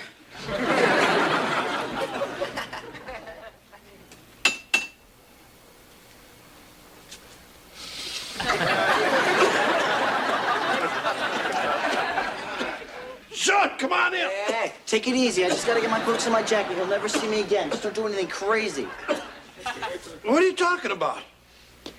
Oh, nothing. Oh, what are you doing back? I just had to get my books and stuff. Well, you got him, so why don't you just get out of here before I really let you have it? Has anyone ever told you that you're beautiful when you're angry? Sean! Well, I already told you. Ciao. Hey, what was that all about? Oh, nothing. It's just a little problem we had with Sean, but it's nothing we women can't handle. Right, Heather? Right, Mom. You see, Sean only pretended like me, but he really had a thing for Mom. And I found him trying to kiss her in the kitchen, and I got all upset. But Mom and I had a nice talk, and she told me that I was beautiful and that me being a klutz comes from your side of the family. George, don't get so upset. I'm okay. I think I'll go out back. I need a little fresh air. Good idea, Dad. Remember, George, nice deep breaths.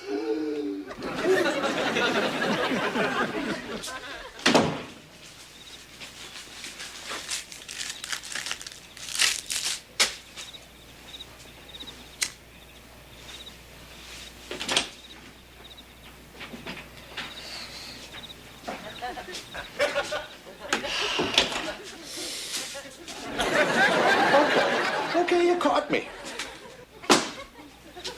Go ahead, gloat. You've done it again. You're the better man. Come on, let's hear it. Let's have your snotty little victory speech and get it over with. I can't hold my mouth full.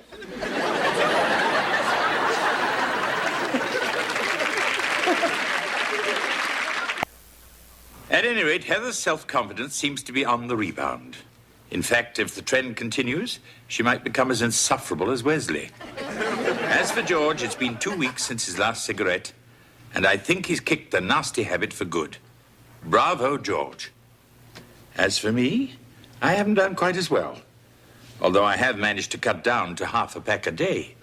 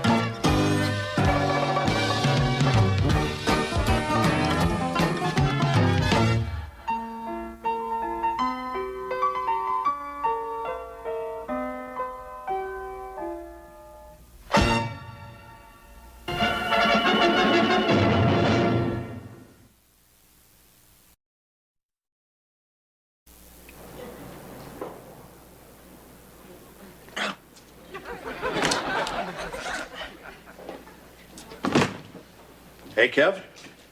Hey, Dad. What are you doing? Just taking up the hem on Heather's dress. Oh, that's great. Yeah, Dad, will you do me a favor and check my muffins? Sure, killer. Yeah, just stick a toothpick in one of them, and if it comes out clean, that means they're done. Look, we never had that little man-to-man talk, did we, Kevin? No, Dad, I'm doing this for school. I'm taking home ec. You are? Look, Dad, it's an easy A. Besides, it was either this or wood shop. And I need all my fingers for college. Hey, Mom, I'm somebody famous. Tell me who I am. Raymond Burr. No, I'm William Howard Taft. For a President's Day pageant at school, remember? All right. Gosh, you look wonderful, honey. No, I don't. Nobody knows who I am, and even when I tell them, they don't know. Well, President Taft. Home early from school? Oh, you see, honey, Mr. Belvedere knows who you are. He doesn't count. Mr. Belvedere knows everything. That's true. What's the matter, champ? Wesley's a little upset about his President's Day pageant at school. I got there late, and the only presidents left were Taft and Nixon, and Howie Huffnagel got to be Nixon because he sweats a lot. Well, honey, we're very proud of you, no matter which president you are. Yeah, cheer up, pal. You'll make George Washington next year. I still might get to play Lincoln. Oh, yeah? You know my friend Danny O'Neill, the one you all like so much because he never does anything wrong?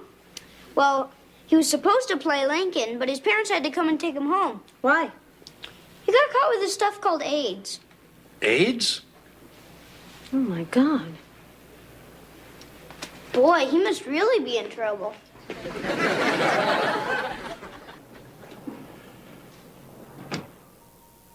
Okay, thank you very much.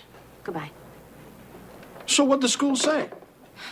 Danny's got AIDS.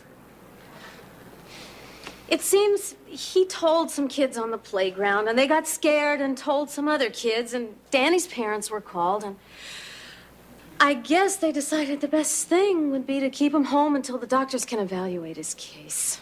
Well, what's he doing with AIDS? I mean, he's just a kid. George, I believe the boy is a hemophiliac. So? Apparently, he got some infected blood a couple of years ago. Well, doesn't anybody test that stuff? They do now. What about Wesley? He thinks that getting AIDS is like being caught with chewing gum. What are we going to tell him? I say make something up. Hi, guys. I'm gonna go upstairs and do my homework now. See ya. Hold it, Wes. There's something your mom and I'd like to talk to you about. Is it serious? I'm afraid so, honey. Really? Serious? Yeah, pal. But I wasn't the one who wanted to play doctor. It was Holly Huffnagel's idea. What are you talking about? Nothing. What are you talking about? About your friend Danny. Listen, Wes, this AIDS thing you told us about. Do you know what that is? Sure. I mean, it's real bad, and you get in real bad trouble if you get caught with it. Sort of like shoplifting. That's pretty close. Wes, AIDS is a disease, and your friend is pretty sick. Oh. So when's he gonna get better? Nobody knows, champ.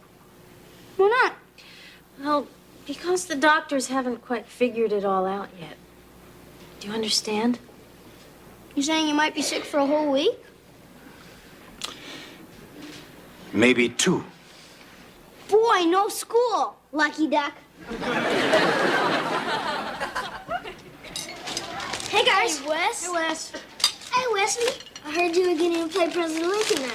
Yeah. If you give me a bite of your cupcake, I'll free ya. I don't need you. I'm playing Jimmy Carter, so ha. The only reason you're getting to play Lincoln is because Danny got thrown out. Yeah, I know. Anyway, I'm going over to Danny's house later. You guys want to come?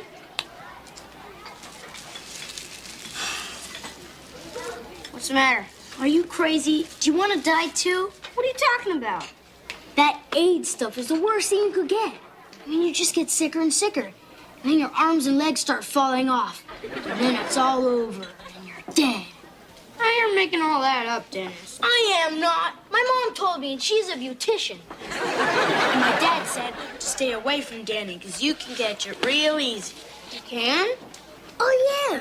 You can get it by just touching somebody or drinking out of the same glass. A sixth grader told me you can get it just by talking on the phone. You guys are stupid. He was just saying that because you're Danny's friend. Yeah, you were his best friend. You guys did everything together. So? So you can have the rest of my cupcake. See ya.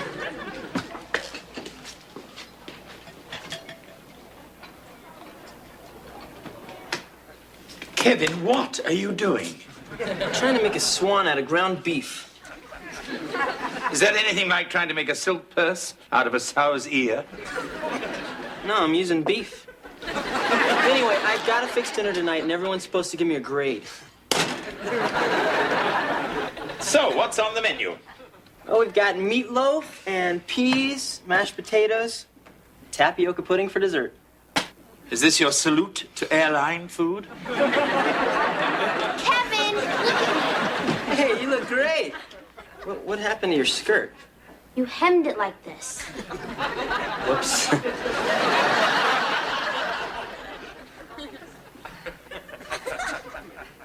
Hi, guys. Hey, honey. Where's Wes? He's been upstairs taking a bath for over an hour. Did he, say anything more about his friend Danny? Or about, you know, what he has? You mean AIDS, Mom? Thank you. He hasn't said anything to me, but then I've been tied up. Good evening, Mrs. Owens. Ah, Mr. Belvedere. Will dinner be ready soon? Personally, I think it was ready 20 minutes ago, but I'm not making it. My meatloaf.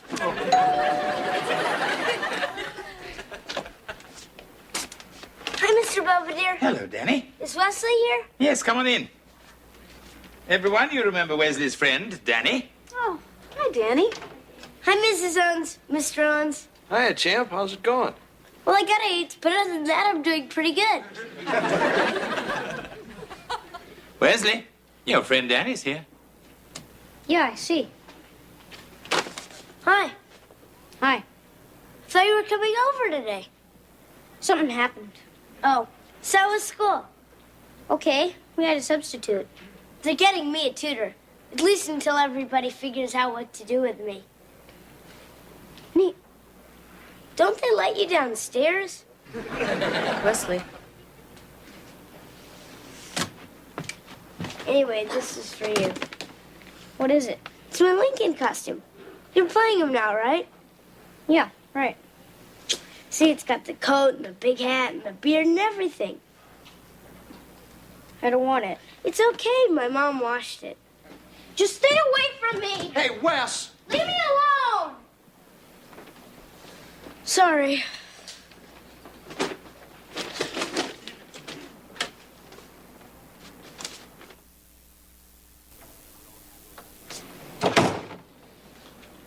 I think we all handled that rather well.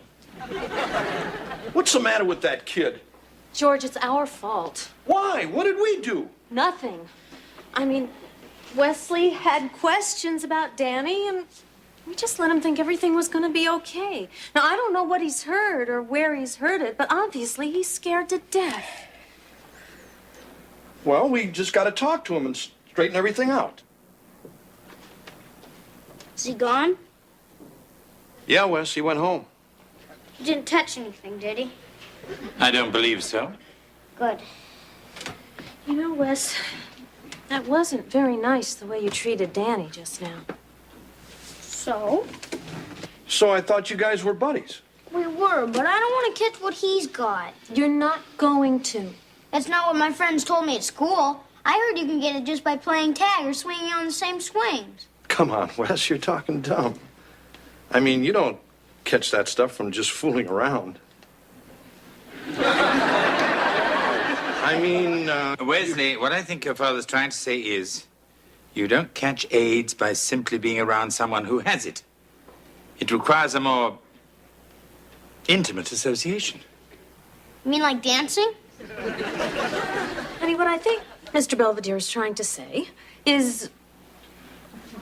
Wesley, what I think everybody is trying to say is the way you get AIDS is from sexual contact or using infected needles or getting contaminated blood products, which is how your friend Danny got it. You understand? I think so. Well, if you didn't know anything else, I'll be upstairs. You see, Champ, being around Danny's not going to make you sick. So how come all the other kids' parents are acting so scared? Well, sometimes grown-ups don't have all the facts, and they love their kids, and they get a little nervous. Oh, yeah? I mean, they worry because they know how kids are, you know, always roughhousing and getting little scratches and scrapes, sharing the same ice cream bar. You know what I mean? Yeah, me and Danny did all that stuff. You did? Yeah. That's okay, isn't it? Of course it is. Yeah, sure it is, pal. Now, why don't you run on upstairs and hit that homework, huh? Okay. Thanks for explaining everything to me. I think I feel better now.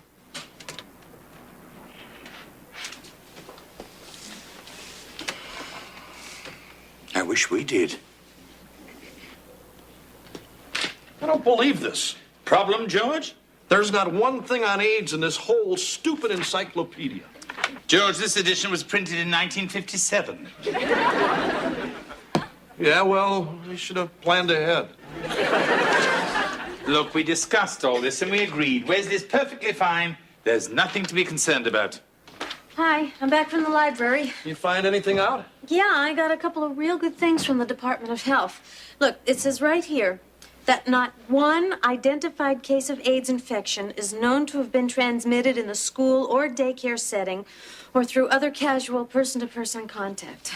And look, here it says, of the 229 cases of pediatric AIDS, there's not one instance of a child infecting his parents or siblings.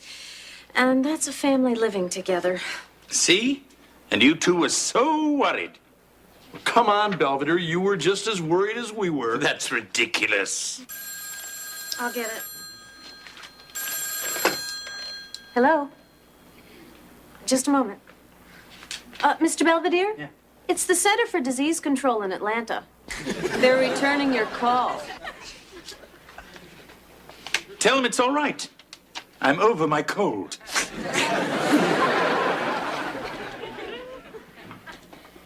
Getting rid of the evidence? You work your fingers to the bone, you try to make a decent meal for your family. They don't appreciate it. Kevin, that wasn't such a bad dinner. Just that we were all a bit preoccupied with Wesley and his friend. Yeah, I know. It's just I take this dumb home ec class for the easy A. Turns out it's just one more thing for me to screw up. You'll do better.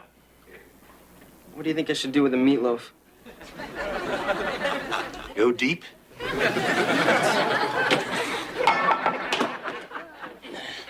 Hey, Mr. Belvedere. Hello, Wesley. Here. It's a $5 bill. Oh, thank you. Is this a gift? Or do I have to keep quiet about something? No, see, there's a picture of Lincoln on it. I figured it might help you for when you're making my costume. Oh. What's the matter with Danny's costume? I just don't want it. Now, Wesley, you've talked to your parents. You know there's nothing to be afraid of, right? Yeah, I know that. Then what's the problem? I don't want to lose all my friends. I mean, Danny doesn't have any anymore. If people find out I've been hanging around with him, pretty soon I won't have any either. Wesley, you mustn't let what other people think or Hey, I say. don't care what you say or do. I'm never going to see him again. All right, Wesley. Up to you. Anyway, I guess that means you're not going to make my costume, huh? No. I'll take care of it. You will? Mm-hmm. Gee, thanks. I'm back. Kevin, I have a little job for you.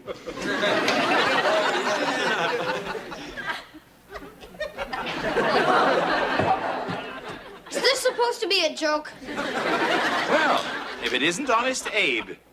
What's going on? I don't look like Lincoln. I look more like Soupy Sales. All right, Wes, looks pretty good. An excellent job, Kevin. Just what I had in mind. Thanks, Mr. Belvedere. Sharp. You let him make my costume? It seemed the thing to do. Mr. Belvedere, it's terrible. Oh, now, Wesley, let's not be hasty. As far as I'm concerned, you can't tell a thing without the hat. There. perfect. Lincoln would never wear a hat like this. He would in Tijuana. Mr. Belvedere, my pageant's in 2 hours. Where am I going to get a real costume? I don't know. There must be one someplace.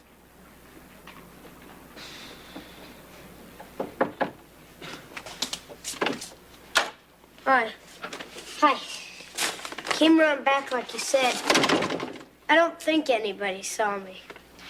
Good. Anyway, here it is. Thanks. Hope it fits okay. Don't worry. Well, I'd like to stay, but I really should get going. Bye. It was nice being your friend. Look, I don't like doing this, but I gotta watch out for myself. Anyway, don't get mad at me. It's not my fault you got AIDS. It's not my fault either. Anyway, you better get ready for your pageant. Be a good Lincoln. Hey, wait. Yeah? Wanna come? Huh? Come where? You know, to the pageant. I'm not allowed. We'll sneak in. Just like that time at the movies when we snuck out of Bambi and saw Porky's.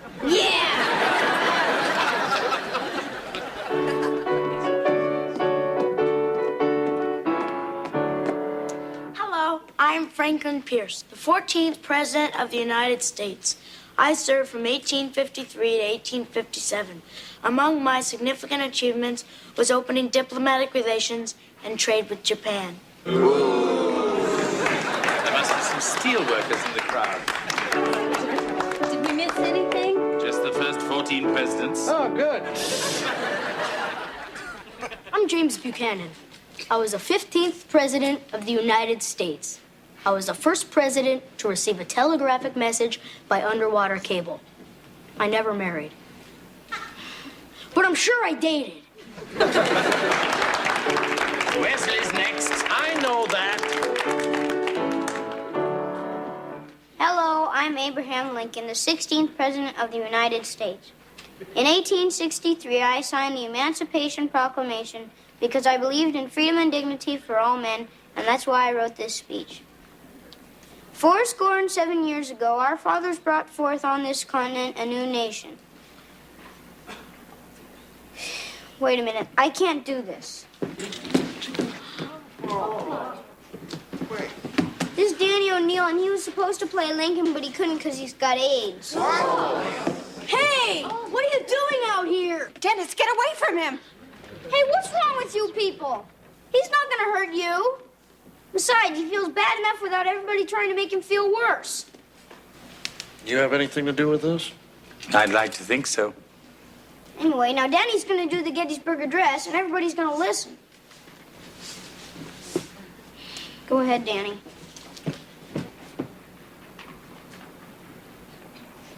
What's the matter? I don't know the Gettysburg Address.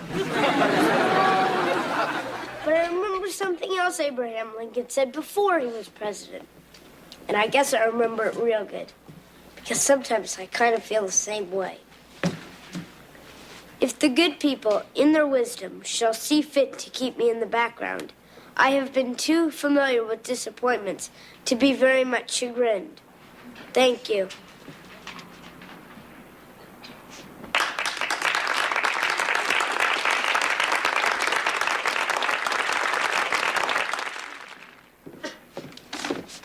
Okay, let's go. You go ahead. I just want to sit here for a minute. Oh, okay, I'll sit with you.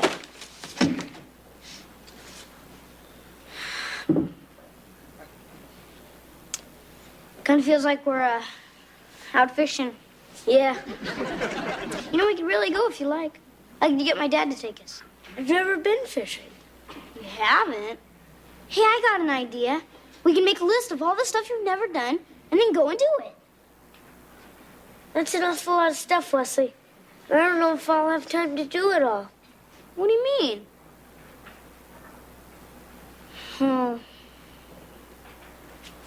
Wesley, Danny, everyone's waiting in the car. Oh, okay. We better go. I've never been to Gettysburg. Oh, yeah? Being Lincolns, I think maybe we should go. Yeah, it's great there. I mean, we can go around and look for old bullets and sit on the cannons, and you'll be the North and I'll be the South. Sure you won't be afraid to do all that stuff with me? Why should I be? You're my friend.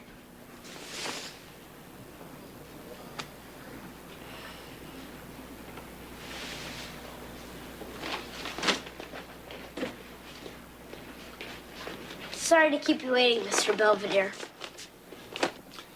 It was worth it.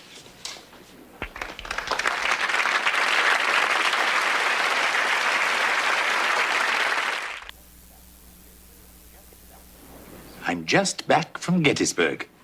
Danny and Wesley had a wonderful day. Then insisted we swing by Funland in Harrisburg. After all, it's only 70 miles in the wrong direction. But it was worth it. Because we all got to break the world's record for most consecutive turns on the tilt-a-whirl. According to Wesley and Danny, they now only have 2,763 more things to do. I suppose at this point, I should write something profound about life and death.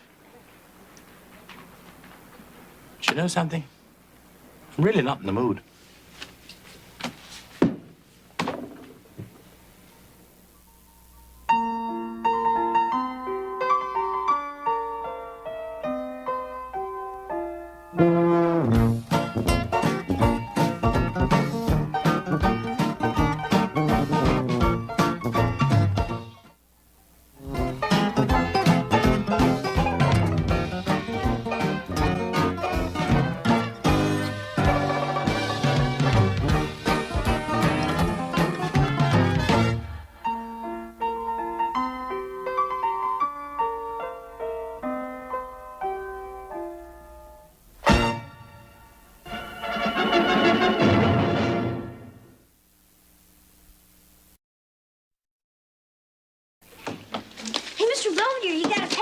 Smart special delivery. Thank you, Wesley.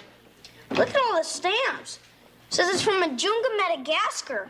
Yes, I see. Aren't you gonna open it? Oh, in a bit. I could open it for you.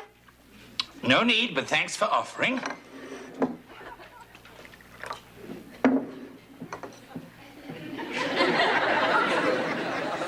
can you just sit there like that and not even touch it? Because I know it drives you crazy. I may not open it until tomorrow. I gotta get out of here.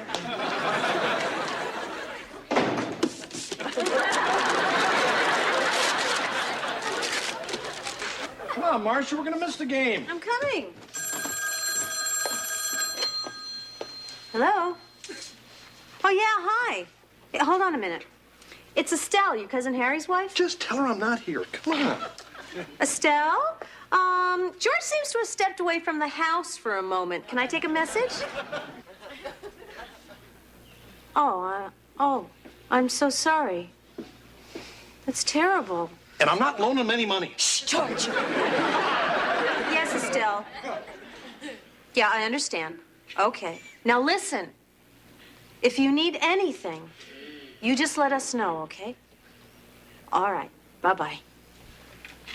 Okay, so what's Harry need this time? A pallbearer. Huh? You mean Harry's gone? Estelle said he died in his sleep. Well, that's a pretty safe bet. Where did it happen, on the couch or the hammock? George. I'm sorry, but the guy never worked a day in his life. Well, anyway, the funeral's tomorrow, and we really should go. Yeah, I know. Hey, Mom. Hi, Dad. Hello. Hey, kid, your mom and I are going to have to drive up to Titusville tomorrow. Yeah, cousin Harry died. Oh. Was he the one who used to take his teeth out and put them in backwards? No, that's your Uncle Bob. He's being looked after. Oh, wait, I remember now. He's the fat little guy with the mustache, right? No, that's your Aunt Rose. Come on, honey. Hey, Mr. Hi. Hey, what's that? Oh, it's just a little something from the Bagwanda tribe off the east coast of Africa. Hey, Mr. Belvedere, there's two guys outside with a giant box and it's got happy birthday written all over it. Hey, you never told us it was your birthday. Well, it's not yet. I don't want people to make such a fuss about it. Yeah, well, this one says it's from Kashmir. Ooh, maybe it's a giant sweater.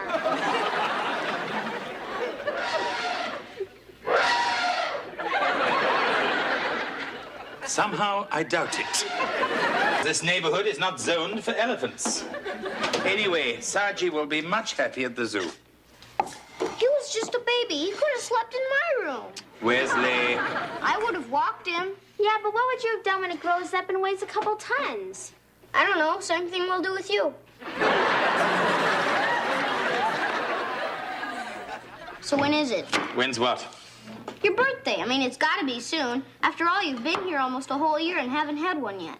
That's excellent reasoning, Wesley. It shows you're maturing. Thanks. So when's your birthday? That's for me to know and for you to find out. Hi, honey. Oh, hi, honey. Harry's service starts at noon tomorrow, so I think we better leave here by 9:30 the latest. Fine. What you doing? Oh, just going through some of our important papers, insurance policies, stuff like that. Nothing on TV? Still said that with Harry dying suddenly, he left their estate in a big mess. What estate? They live in a trailer. George, I just think it makes sense for us to be prepared in case something happens. What do you mean prepared? We don't have a will. I don't want one. Come on, George. Wills are bad luck. You know, sooner get done writing it, somebody's reading it. Hello, is this Madagascar information? I need the number of Jamal Hakim Utu. What do you mean, which one? Wesley, Gotta go now. Bye. what are you up to? I've been calling around, trying to find out when your birthday is. I see. And who else have you been harassing? Well, I called the guy who sent you the elephant, but he was out with some of his wives. And then I tried to call the Queen of England, but they said she couldn't talk because she was on the throne. Wesley, my birthday is my business and none of your concern. Mr. Belvedere, that is not fair.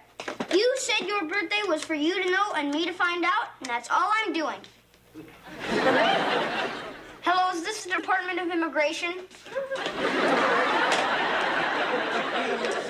It's tomorrow. Satisfied?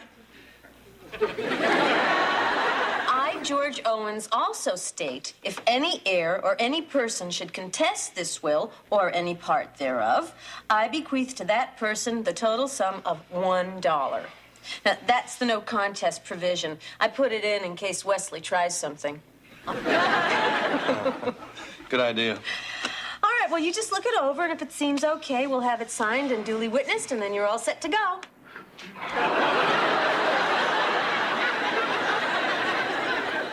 Well, what about you? Huh? I mean, your will. Don't you need one, too? Oh, no, not me, honey. No, not yet. I always assumed that you'd be the first to, you know. Have dirt thrown on me? You're right. I'll draw up a will for myself and leave everything to you. Hey, come on, honey. Look at the bright side. Maybe we'll both go together. You know, George, that could happen. Oh, come on, Marcia. But what if it did? What if something happened to us tomorrow? Oh, we wouldn't have to go to Harry's funeral. I'm talking about the kids. Who would raise them? I don't know. Wolves? Hey, lighten up. It's not going to happen. We'd both feel better if we decide on someone. Like who? Dinner will be ready in 20 minutes, Mrs. Owens. George, go and wash your hands.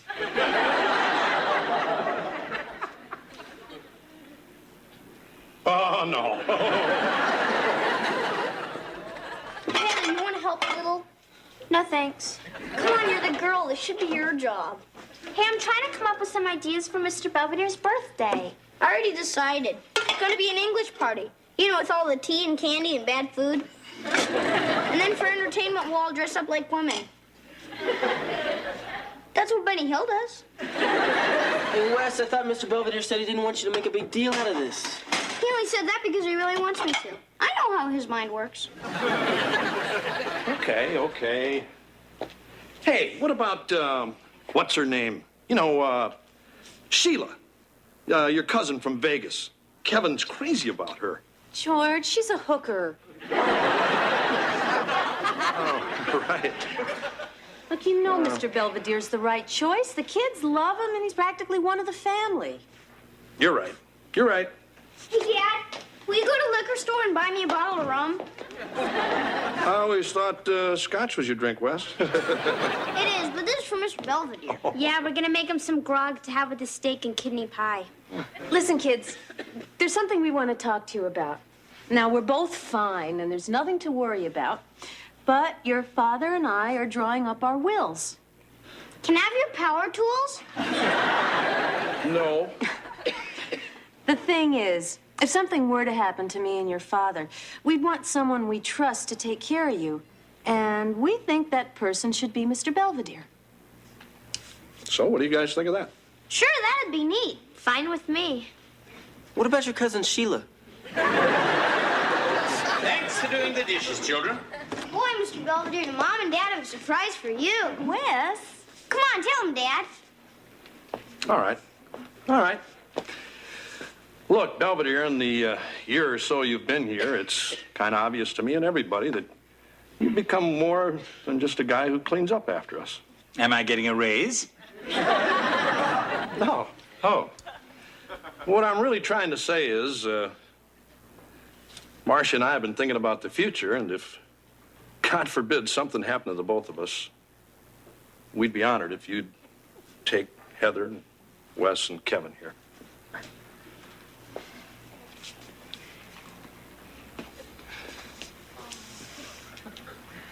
No, thanks.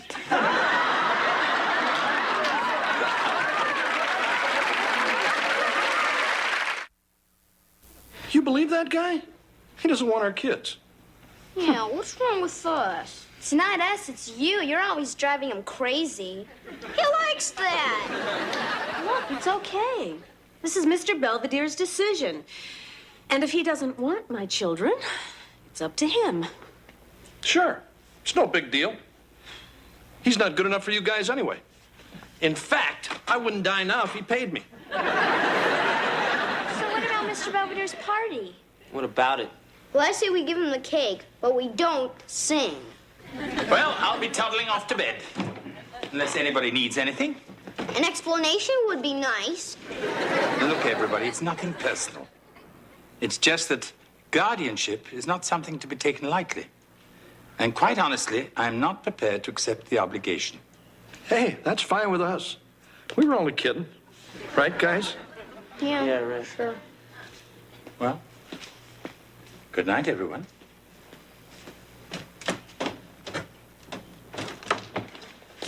Hi, Mr. Belvedere. Hi. Good morning, children. Happy birthday, Mr. Belvedere. Thank you, Heather. That's okay. I got the short straw. Well, what are we in the mood for this morning? Scrambled eggs? A nice waffle? We don't want to put you to any trouble, so we'll just have margarine. Coming right up. Morning. Morning. Hey, Dad, I heard on the radio it's supposed to snow today. Oh, yeah? Think we should take the chains? Oh, they're all tangled up someplace. Okay. Mr. Belvedere, we should be back by 4. See you later, kids. Bye. Bye. Drive carefully. You'd like that, wouldn't you?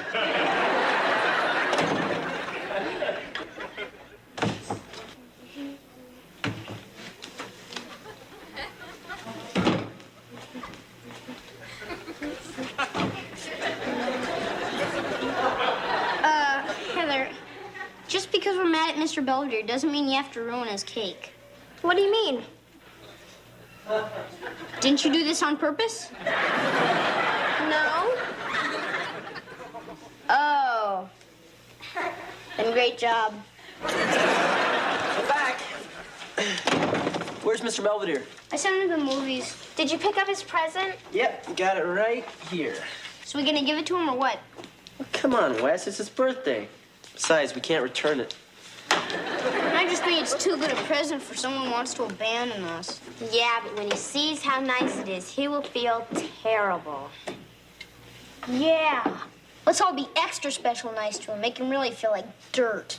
So where's Mom and Dad? They're not back from the funeral yet. They're not. It's almost 6. It is? Maybe they got caught in an avalanche or something. No, Wes. They're just a little late. I'm sure they're fine.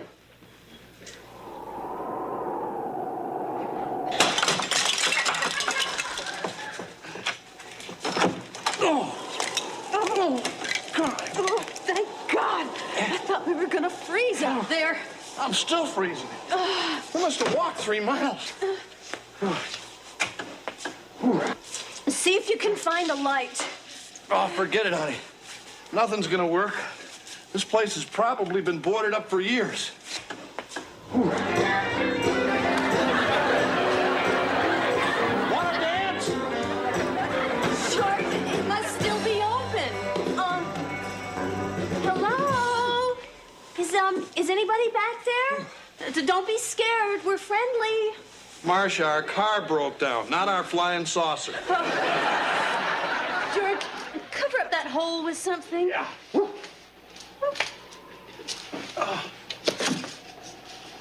Hey, look at this. Seems old Zach here had his place closed by the tax man. Oh, yeah? Probably just happened. That's why everything's still going. Oh. Hey, come on, you better get out of those wet clothes. I'll check the back. Maybe there's some stuff we can change into. Okay. And why don't you see if you can scare us up some coffee? Yeah.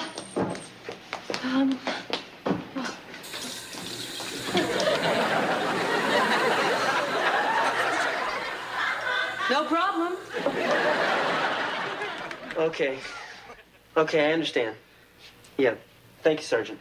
So what'd the police say? The snow's real bad up north, and there's cars stranded all over the highway. Oh my God, they could freeze to death. Heather. What if they're starving? I mean, I saw this movie once where these people crash in the Andes and they started to eat each other. Heather, getting hysterical isn't going to help anything. The birthday boy's back. You may start the party. Or is this it? Mom and Dad aren't back yet. What do you mean? We called Cousin Estelle and she said they left over 5 hours ago. Well, no need to carry on. We simply put through a call to the state police. No, we already did that. They said there's nothing they can do right now. Oh. Well, I'm sure your parents will be fine anyway. What difference does it make to you? Mom and Dad could be popsicles for all you care. And we'd wind up in an orphanage and you'd just laugh and go back to England. Kevin, get the chains. I'm sorry, Mr. Belvedere. I didn't mean to talk bad.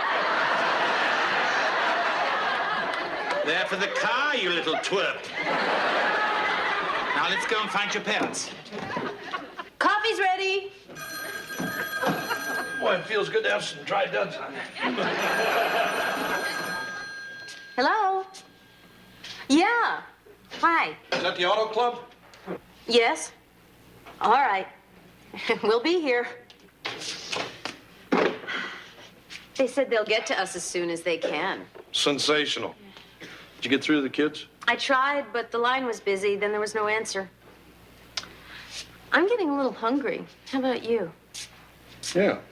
Why don't we take a look at the menu? Let's see. Hot roast beef sandwich and mashed potatoes, 69 cents. No wonder the guy couldn't pay his taxes. I want to check the freezer, see if there's something still in there. Okay. Oh, I found some crackers. Hey, this thing is loaded. I'm going to put us on a couple of burgers, okay? All right, but let's keep track of everything we eat so we can pay for it. Fine. Boy, that's really something out there tonight. Give me a cup of coffee and let's take a look at the menu. Hi, Bud. What's good tonight? Roast beef looks good. You're on.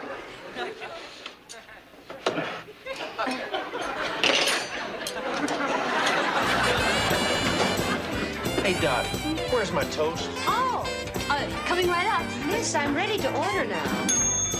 Order up. I'll be right with you. George, what are we doing? I don't know about you, but I'm making a cheese omelet. I said hold the cheese. This is insane. Marcia, it's a little late to start telling these people we don't work here. It's true. And besides, they're stuck here just like we are, and they're hungry, too. So let's just make the best of it. We're just helping people out. Hey, my eggs are runny. So's your nose. So blow. Mr. Belvedere, we're never gonna find him. Come on, children, sit down and get warm while I use the phone. Hey, look, there's Mom. Yeah, and she's a waitress. Order up. Hey, Dad's slinging hash. Working your way through college? Mr. Belvedere. Mom! Hi, Mom. George, Mr. Belvedere, and the kids are here. Oh, yeah. Hey, what are you guys doing here? We came to save you. When you didn't come home, we got worried. Boy, and we thought Mr. Belvedere didn't want us. First chance you get, you guys run off and open your own business. Can I get some coffee, please? Miss, I had a salad coming. We'll talk about this during our break. Come on, Marcia. Come on. Yeah? Well, the kitchen's all spick and span. Everything's back pretty much the way we found it. Perhaps we better move before we get hit by the after-theater crowd. It's almost midnight. It is? Dad, Auto Club says they got your car out and they're towing it right over. Oh, great. Come on, children, let's get ready to go. Come on, George, let's go and change. Yep. Wait a minute. If it's almost midnight, that means Mr. Belvedere's birthday is almost over. Wesley. I mean, we might as well give him his present. Happy birthday, Mr. Belvedere. We were gonna wrap it, but we didn't. Thank you. It's pocket watch. Yes, I see. Yeah, and there's an inscription, too. To Mr. Belvedere, from Kevin, Heather, and Wesley, your friends forever. You can have that part scraped off if you want. Wesley, have you ever stood on the top of Mount Haltia in Finland and watched the northern lights go dancing in the sky? Mm-mm. Neither have I. But according to my schedule, I should have been standing there 3 months ago. What do you mean? I mean, I got shanghaied by a certain family in Pittsburgh. And somehow, in spite of myself, they've all become very dear to me. So what you're saying is, you want to go, but you can't because we're all so wonderful, right?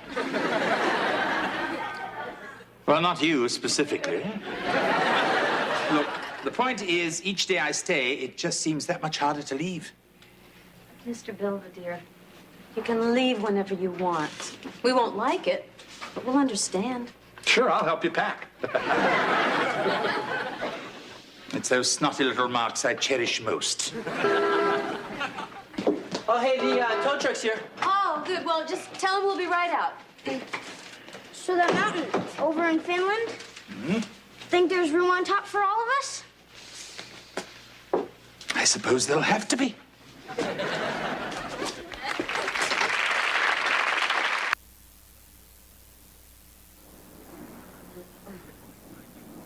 Well, according to my new watch, it's 3:30 in the morning. Actually, it's 4. But it's the thought that counts. One minor complaint.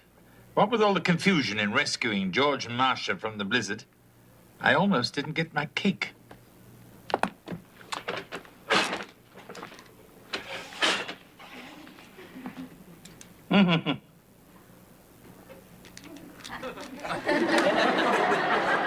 Very funny, Wesley.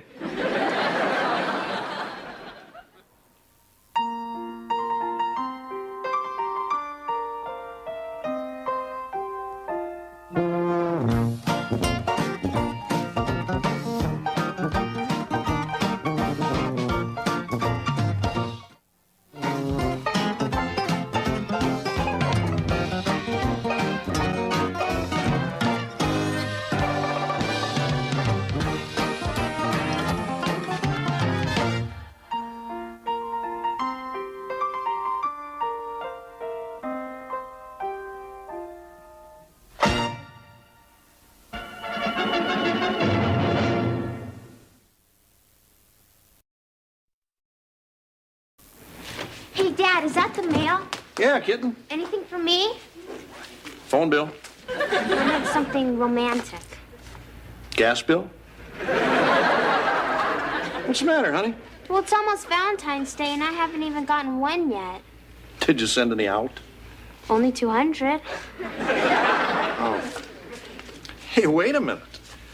Here's something for a Miss Heather Owens, and it has the drawing of a heart on it. Ooh.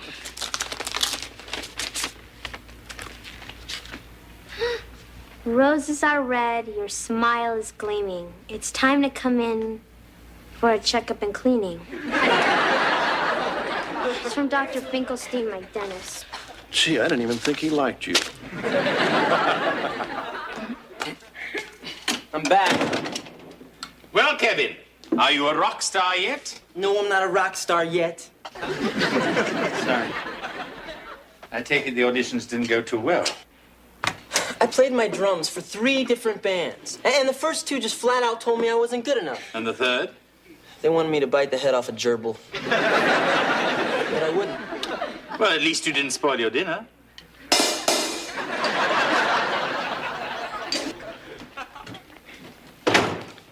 Hey, Jeb, how's school today? Lousy. What happened?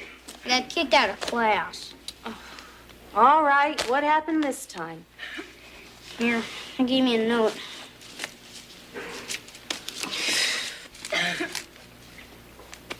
George. How much do we owe? George, they're putting him in an advanced class.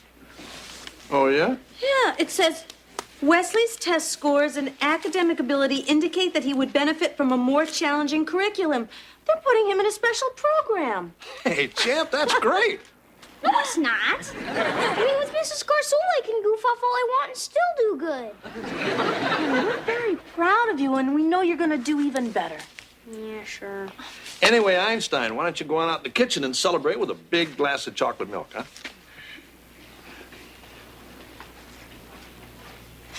You know, this is all your fault.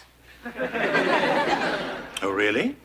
You're always telling me I have to live up to my potential and apply myself, and I did, and look where it got me. Oh, dear. If we're not careful, you may actually end up being an asset to society. Not if I can help it.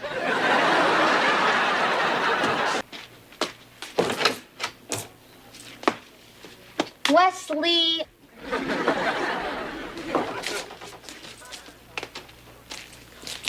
Who was that at the door, kitten? I don't know, but he left this. Oh, yeah? Hey, Dad, listen.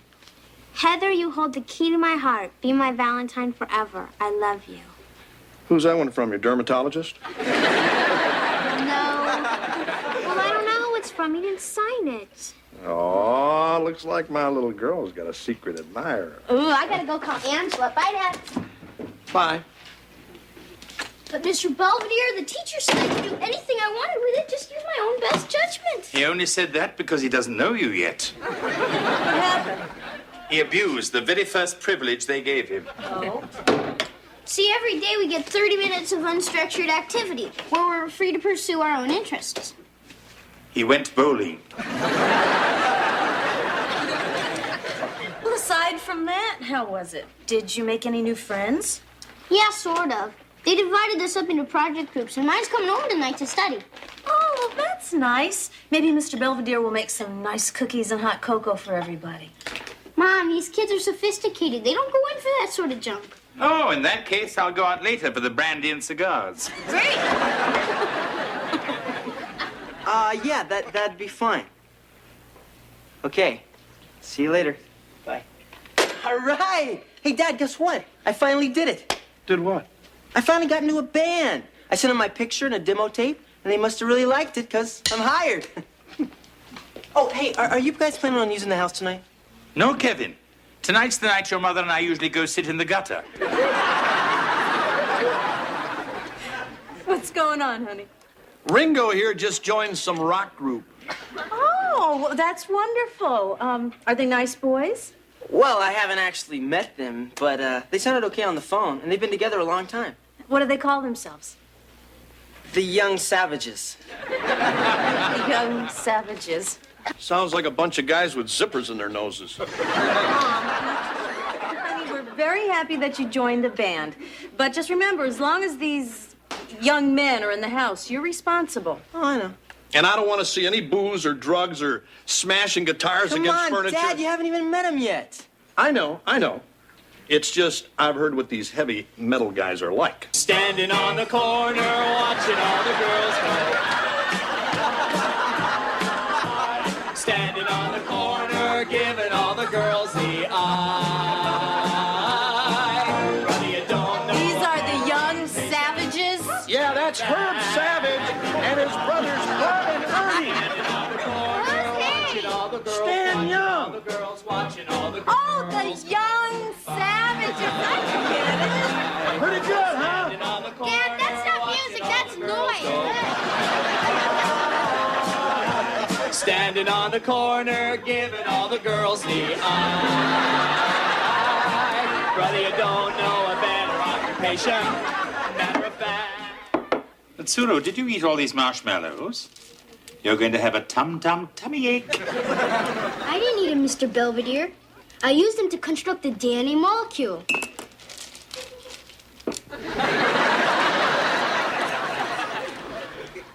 Don't play with your food. Well, I guess we better get back to that algebra problem. I already finished it. You did? Sure.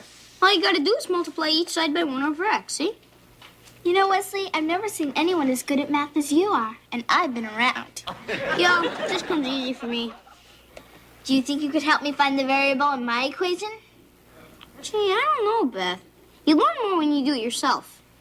But it's more fun when you do it together. Oops, there goes another rubber tree. Oops, there goes another rubber tree. Oops, there goes another rubber tree. Kerplop. Woo! We were really cooking there, eh, Kev? Yeah. Something the matter, Bud?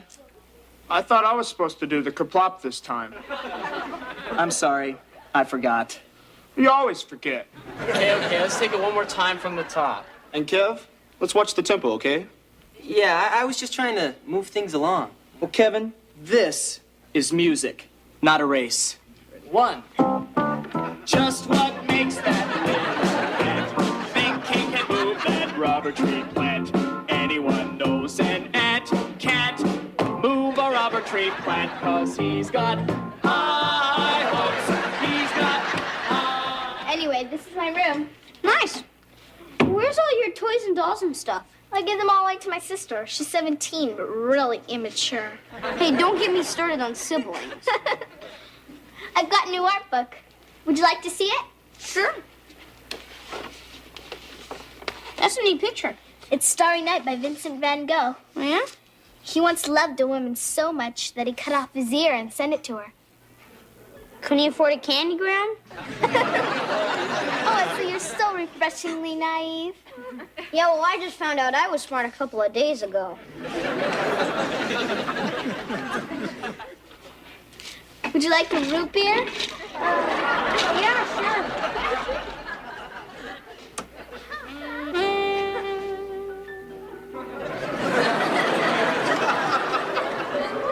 Isn't the music romantic? Look, we'd better go downstairs and wait for the other guys. Oh, I forgot to tell you. They're not coming. They aren't. My mom's away at her yoga class. It's just you and me. There are people who know I've come here. Wesley. I'll see you later, Wesley.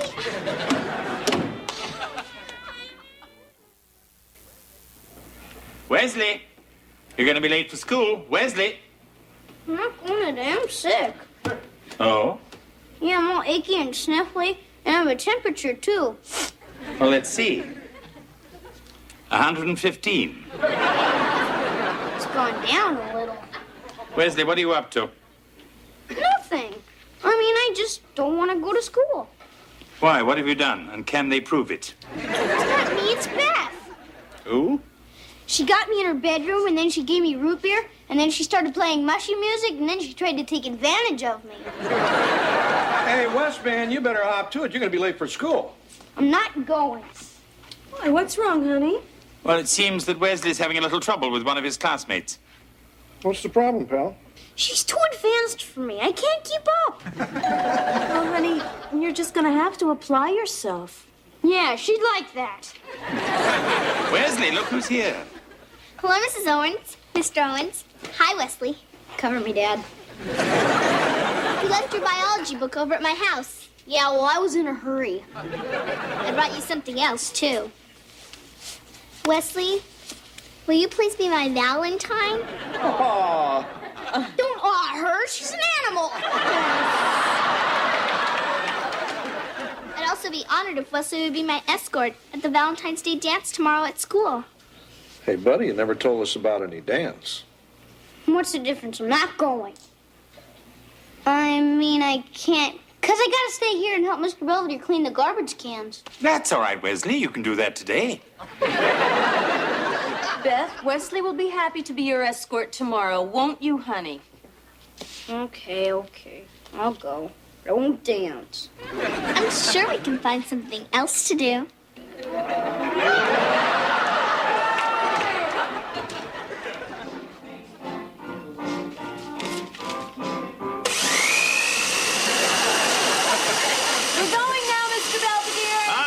What you making, margaritas? No, but soon.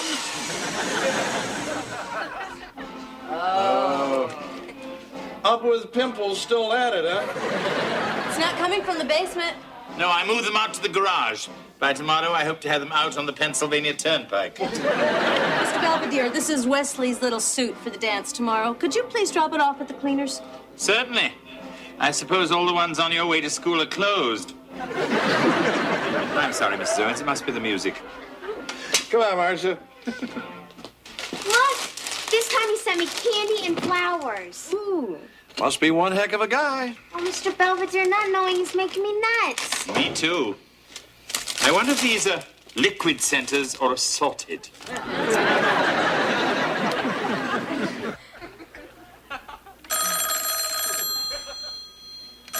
Shut up.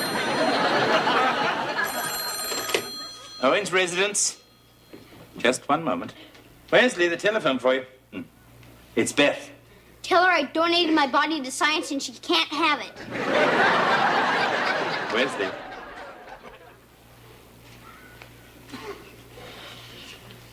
Hello? This is he. Yeah, I'm still going. What do you mean you can't wait to get me alone? What for? I don't even know what that means. Would you like a dictionary? What am I gonna do? I can't go to that dance. Wesley, I don't think this Beth is quite as sophisticated as you think she is. Yeah? Perhaps you should call her bluff. Be as brazen as she is. She'll turn tail and run, believe me. Okay, Mr. Belvedere. I'm gonna trust you on this one. Kevin, shouldn't you be out there with the other savages? They want me to yodel. So it's come to that. I didn't want much. I just wanted to be in a real rock band. You know, play a few parties, have a few groupies. Is that too much to ask? It's all I've ever wanted. Look, I've been in this stupid band for 2 weeks already, and I haven't done anything. I mean, it's kind of hard to rock out to Home on the Range. Hey, come on, Kev. We're practicing How Much Is That Doggy in the window. What do you need me for? Somebody's got to bark. That's it. I quit. Oh, no, Kevin, you've got to start somewhere. Besides, perhaps when you've got a gig or two under your belt, you'll start having a lot more fun. Are you kidding?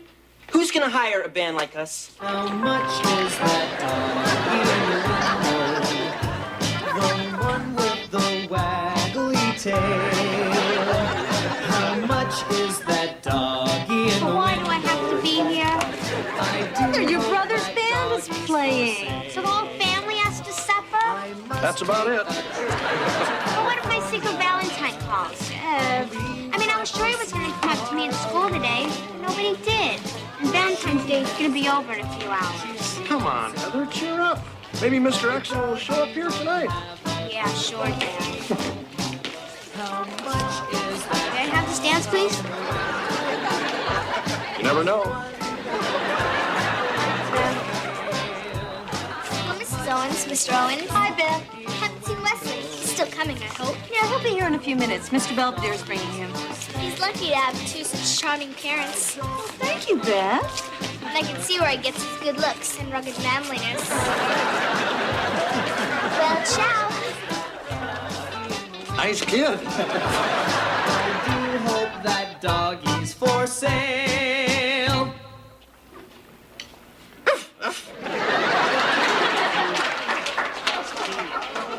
Good evening, Mother. Good evening, Father. Hi, honey. Hey, check out Bo Brummel here. Got your yacht parked outside? Terribly amusing. Quite. Yeah, so excuse me, I feel like mingling. Don't worry, it's only temporary. These things are such a bore, don't you think? Wesley, I've been looking for you, as have I you. I believe they're playing our song.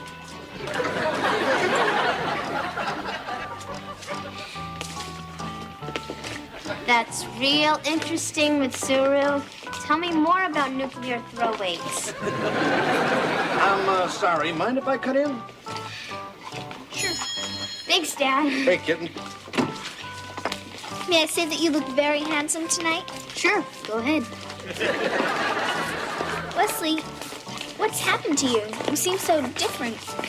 I hope we don't frighten you. Oh, no. Well, good, because I was thinking maybe after the dance we could slip away in my treehouse. All by ourselves? Sure. It's got a wonderful view. On a clear night, you can see the Toys R Us. So what do you say to that? I say, let's go. Mr. Belvedere. Sorry. Looks like your brother's doing okay. I'm glad somebody is. Hey, come on, honey. I'm never gonna find him. Oh, I don't know. Maybe your mystery man's just waiting for the right moment. You know, like when you're both out on the dance floor and he's holding you in his arms. Like now. Huh? You hold the key to my heart. Be my Valentine forever. You mean you're the one that sent me the card and the candy and the beautiful poem? Your old pal. What's the worst thing anybody's ever done to me in my entire life? Having fun? Thanks, kids. Thanks. And here's one you grown-ups might remember. It goes a little something like this. You ready, guys? 1. Standing on the corner, watching all the girls go by. Wesley, I don't understand. I thought you wanted to be alone with me. I changed my mind. Why? Was it something I said? It's everything you say. You scare me. I don't mean to. It's just every time we're together, I feel funny inside. I mean, like when you get car sick? I guess so. And I guess I was hoping you felt the same way. Well, it's funny consolation. I do feel a little nauseous. You mean it? Well, look, it's just you're the first boy I ever really liked. And I just wanted to prove it to you in more than words. All right. Go ahead. Get it over with.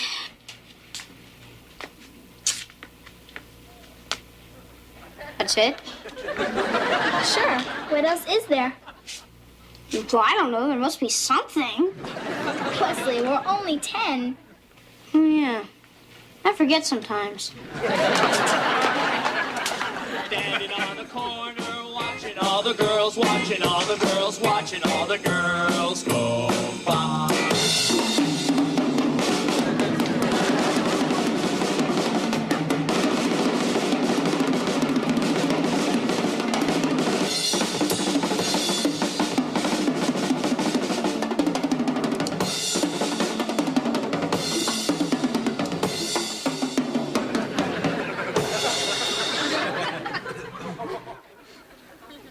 Sorry. You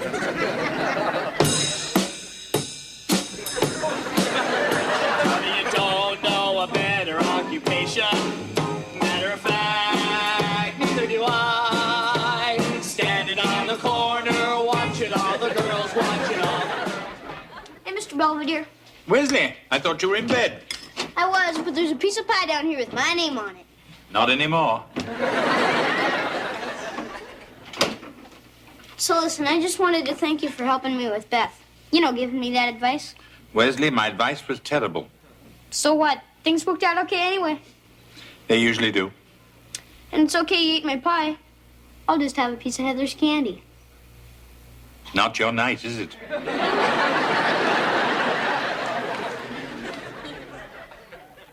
Dad? I'm sorry. You're the best Valentine I ever had.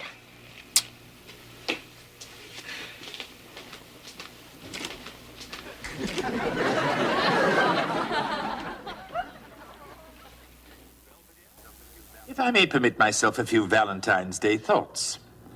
Heather has realized that, disappointment aside, her heart does indeed belong to Daddy. Kevin has been notified that the young savages will henceforth be playing to the beat of a different drummer. As for Wesley, I can only hope that his first kiss was as memorable as mine. So long ago. Maggie, you vixen.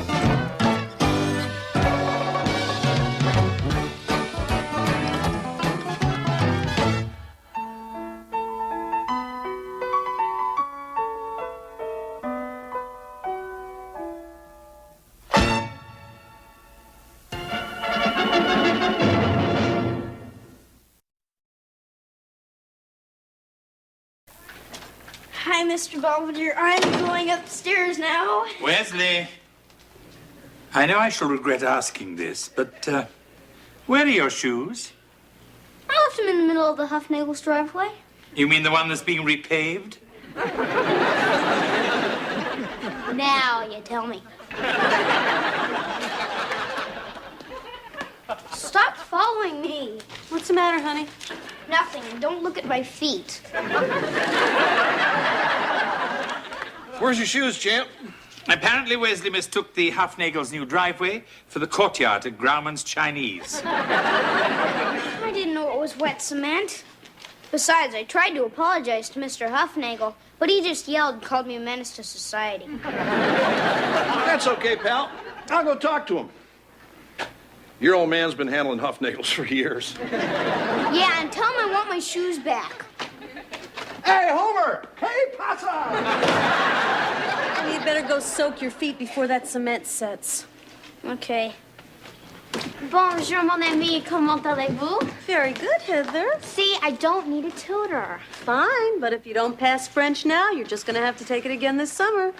Summer school, mon Dieu. Mom, I don't want some stranger coming into the house telling me how dumb I am, especially in another language. Anyway, Andrew's been tutoring me, haven't you, Ange? Oui, oui. Angela, you never told me you spoke French. I'm sorry. Alors, ça fait longtemps que tu parles français? Le garçon vient de manger mon parapluie. What did you two just say? I just asked Angela how long she'd been speaking French. And she said the waiter had just eaten her umbrella. Peg, you're getting a tutor, and that's that. Oui, ma mère. Besides, your teacher said Kyle is a very nice young man, and he's one of the best French students in his high school. A sophomore? Heather, maybe he's cute. Maybe he's got a car. Maybe he's on the football team. Maybe that's him now. Wait a minute, Mr. Belvedere. Don't answer yet. I mean, I gotta go change. Heather's doing my hair. Yes? Hi, I'm Kyle. I'm Heather's tutor. Please come in. I assume this is the Owens residence, but I've been wrong before. Looks like you don't have to worry about your hair. Didn't, but, Is Heather here? Yes, she is. I mean, I'm Heather. Enchanté. Gesundheit. Don't worry, she's not one of ours. I'm Mr. Belvedere, the housekeeper. Yeah, you didn't sound like one of the family. Thank you. Anyway, I guess you and Heather want to get started. Sure. Come on, Kyle, we can go in the dining room. The light's better in there. But I guess you'd have to take my word for that. This is gonna be a long night. Let me take one. Okay, Heather, now let's try it again. You're in Paris, and it's springtime, and you're seated at a small cafe, and the waiter comes over to you and says, "Bonsoir, madame, prendrez-vous un café?" And what would you say? Does anyone here speak English? Heather, come on. Well, I don't know what that means. En français. Say it in French. Oh, je ne comprends pas. Bon, it means would you like some coffee? Oh, okay. Oui, un café, s'il vous plaît. Très bien. Thanks. Listen, Kyle, I gotta go upstairs for a minute. Pourquoi? Oh, just have to go to the ladies' room. Probably all that coffee. En français. Huh? You can't leave until you say it in French. Oh, excusez-moi, mais je, Just go. merci.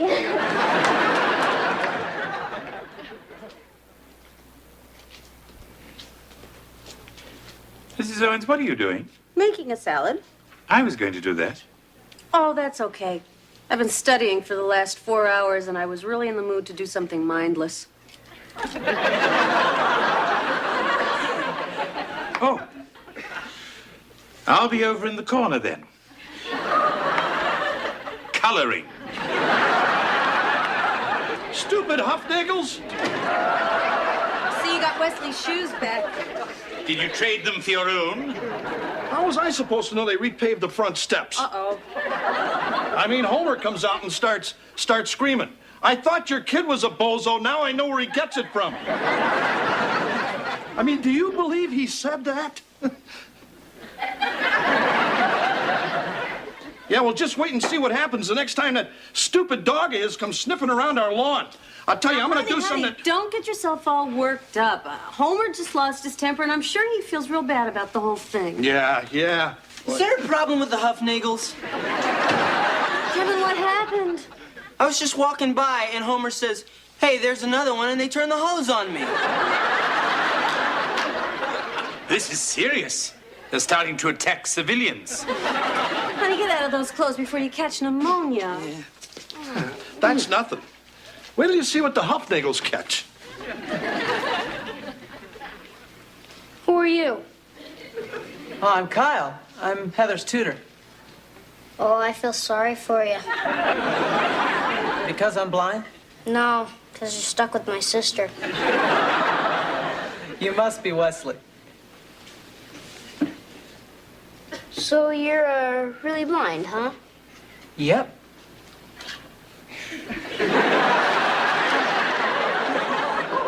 What are you doing? Nothing. Wesley, leave him alone. Oh, it's okay. He's not bothering me. Yes, I am. Well, we gotta study, so dégage, petite peste. Yo, Pepe Le Pew to you, too. Yeah, that'll be 15 number 7 dinners, 2 dozen egg roll, some ribs, and 10 orders of ramaki. Dad, I hate that stuff. It's got liver in it. Yeah, I want it delivered right away. Oh, the name? Homer Huffnagel. 202 Spring Valley Lane. Looking forward to it. Getting even with the Huffnagels, huh, Dad? Just a little prank I used to pull in college, Wes. Pretty funny, huh? Not bad. I usually order furniture. All right, Wesley, you've had enough fun watching your father sink to your level. Now, take out the garbage. Okay. Hey, Dad, I could dump this junk on the Huffnagels' lawn if you want. Nah, that's okay, Wes. But it was a lovely thought.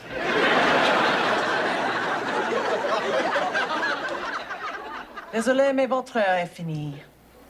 Okay, don't tell me. You said, I'm sorry, but my car doesn't have fins. Close. No, I said our time's up. Oh, okay. I learned a lot today. Hey, that's great. So when do we get together again? Oh, I don't know. How about Saturday night? Well, I usually go out on Saturday night. Well, yeah, that's kind of what I meant.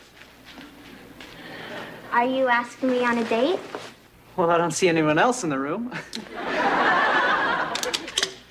Is that a yes? Yeah, I guess so, sure. Great, then we'll see you Saturday. Yeah, see ya.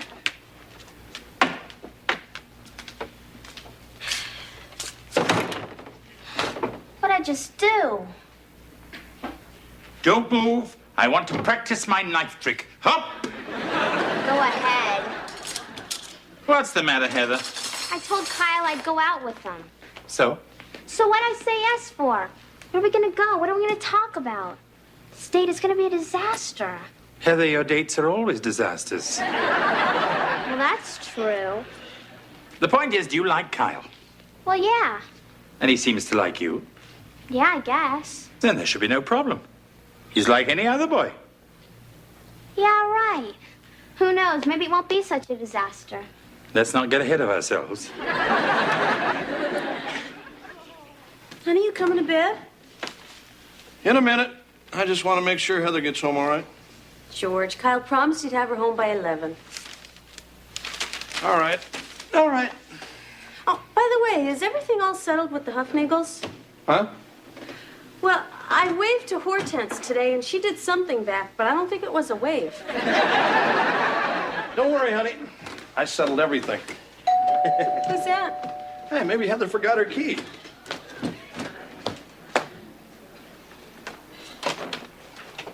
Buenas noches. This is the Owens residence? Yeah, but... Your dinner, amigo. Ándale, ándale, ándale. Ándale, ándale. Música.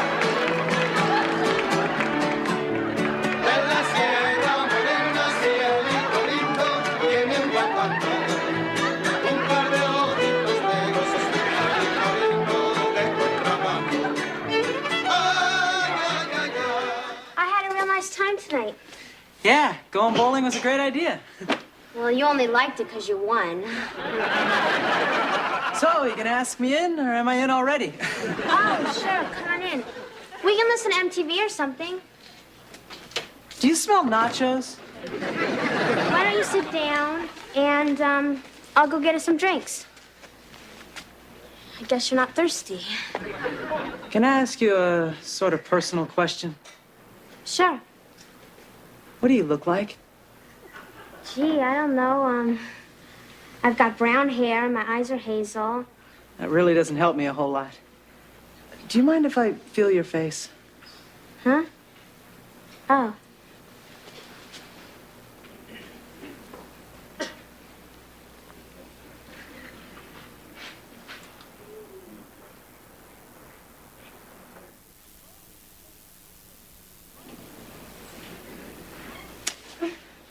What's wrong? Nothing. Why'd we stop? I don't know. I guess I've never held my breath that long. You want to go for the record? I think I'd better go get those drinks. Are you mad at me? No. Is it because I'm a better bowler? No. Is it because I'm black? Kyle, you're not black. I'm not? Cut it out. Look, you're a real nice guy, but don't you see? No, I don't. Is that the problem? Oh, no, of course not. Are you sure? Sure, I'm sure.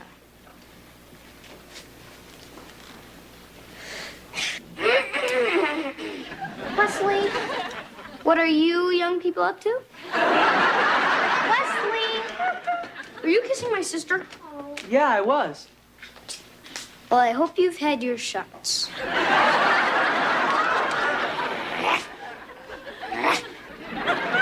George, this stupid feud with the Huffnagels has gotten completely out of hand. What are you talking about? I mean, the egg rolls and the mariachi band and the toilet paper and the trees was a lot of fun, but now we're losing some very nice neighbors. We are? Yeah, the Huffnagels are moving. There's a sign out front that says open house, and there must be 30 people standing on their lawn. George!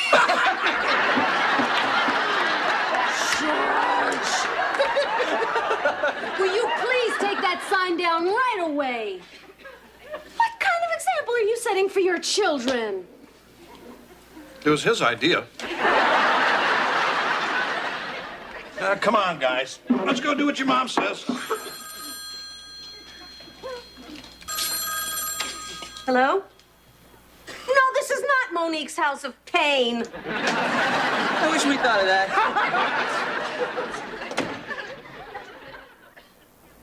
Okay, Kyle. Can't wait. All right, see you tonight. Au revoir. Oh, this is a disaster. What's wrong? I thought you liked him. I do. I like him a lot. It's just every time he takes me out, he seems to want to go a little further. You mean like downtown? No, Angela.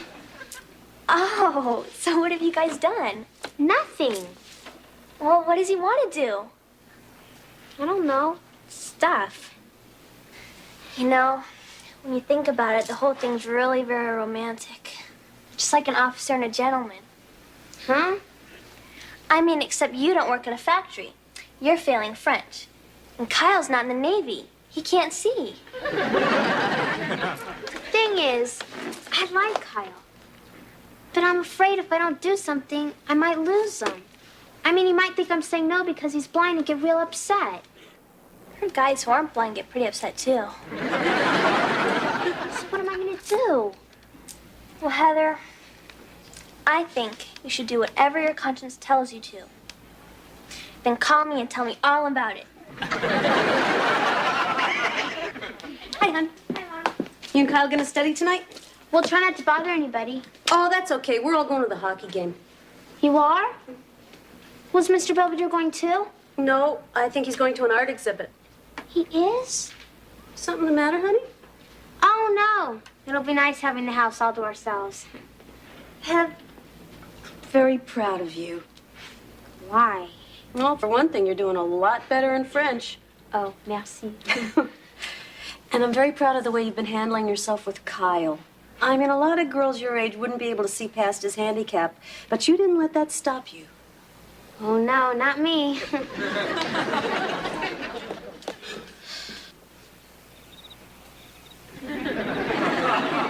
It's pretty quiet over there. Let me take a look. No lights are on. Maybe the Huffnagels aren't home.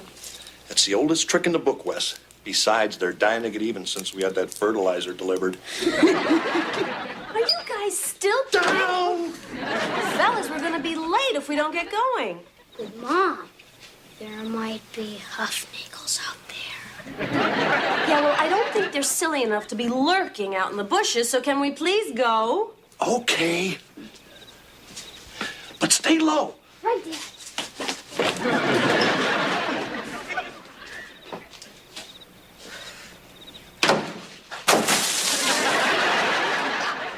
Yeah, Angela, everybody's going out tonight, and it's just gonna be me and Kyle.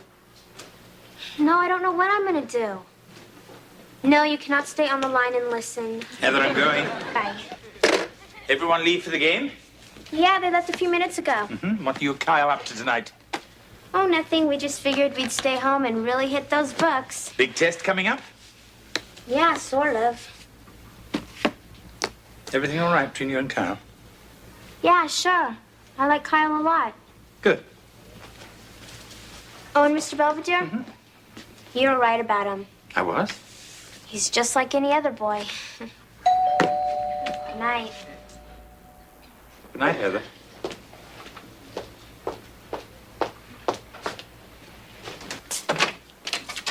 Hi. Hi. These are for you. Thank you, Kyle. They're beautiful. I hope they're roses. Come on in. Hey, it's awfully quiet around here. Yeah, everybody left. You mean we have the house to ourselves? Looks like. That's great. Forgot my keys.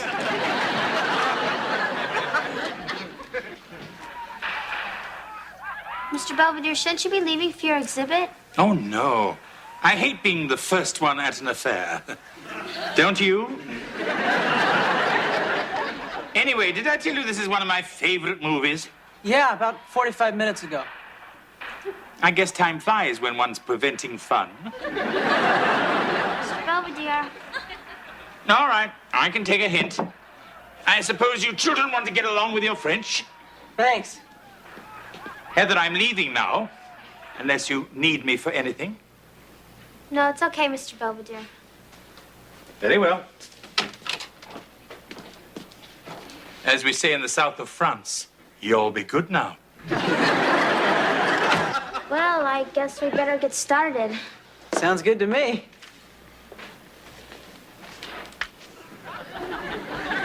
Okay, lesson 15 at the bakery. Pardon, monsieur, ces croissants sont-ils frais? You know, you smell real pretty tonight. Merci. Combien coûtent les éclairs au chocolat? Heather, I'm not interested in chocolate eclairs. Pourquoi? Kyle. What's the matter? Je ne suis pas prête pour l'amour. Excusez-moi. Heather! No!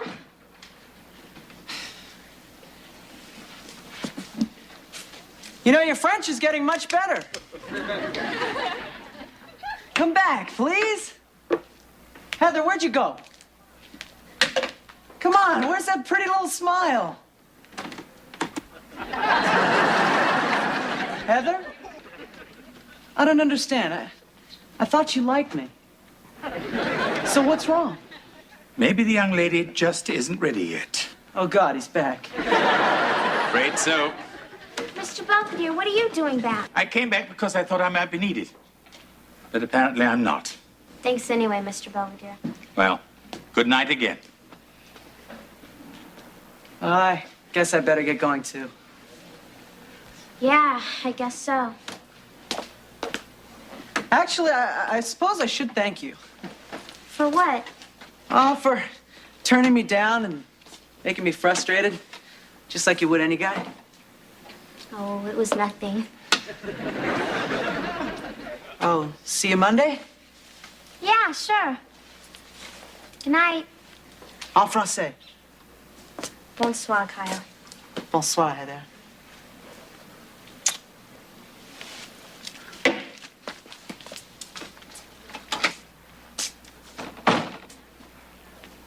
Good night, Mr. Belvedere. I was just leaving. Yes, that is the most sensible thing to do. I quite agree. Just a moment. George, I have Homer Hufnagel on the phone. Why? I proposed a truce. What? I think this silliness has gone on long enough. And Homer has agreed to cease hostilities effective immediately. What are you gonna do, Dad? Honey? Okay. Tell Homer that's fine. Homer, it's agreed. The war is over. Ah, nuts. Hey, it's okay, champ. We still came out on top. We got him last with that insurance salesman we sent over. Remember? Yeah. Maybe I'll go over and tell Homer there's no hard feelings. An excellent idea, George.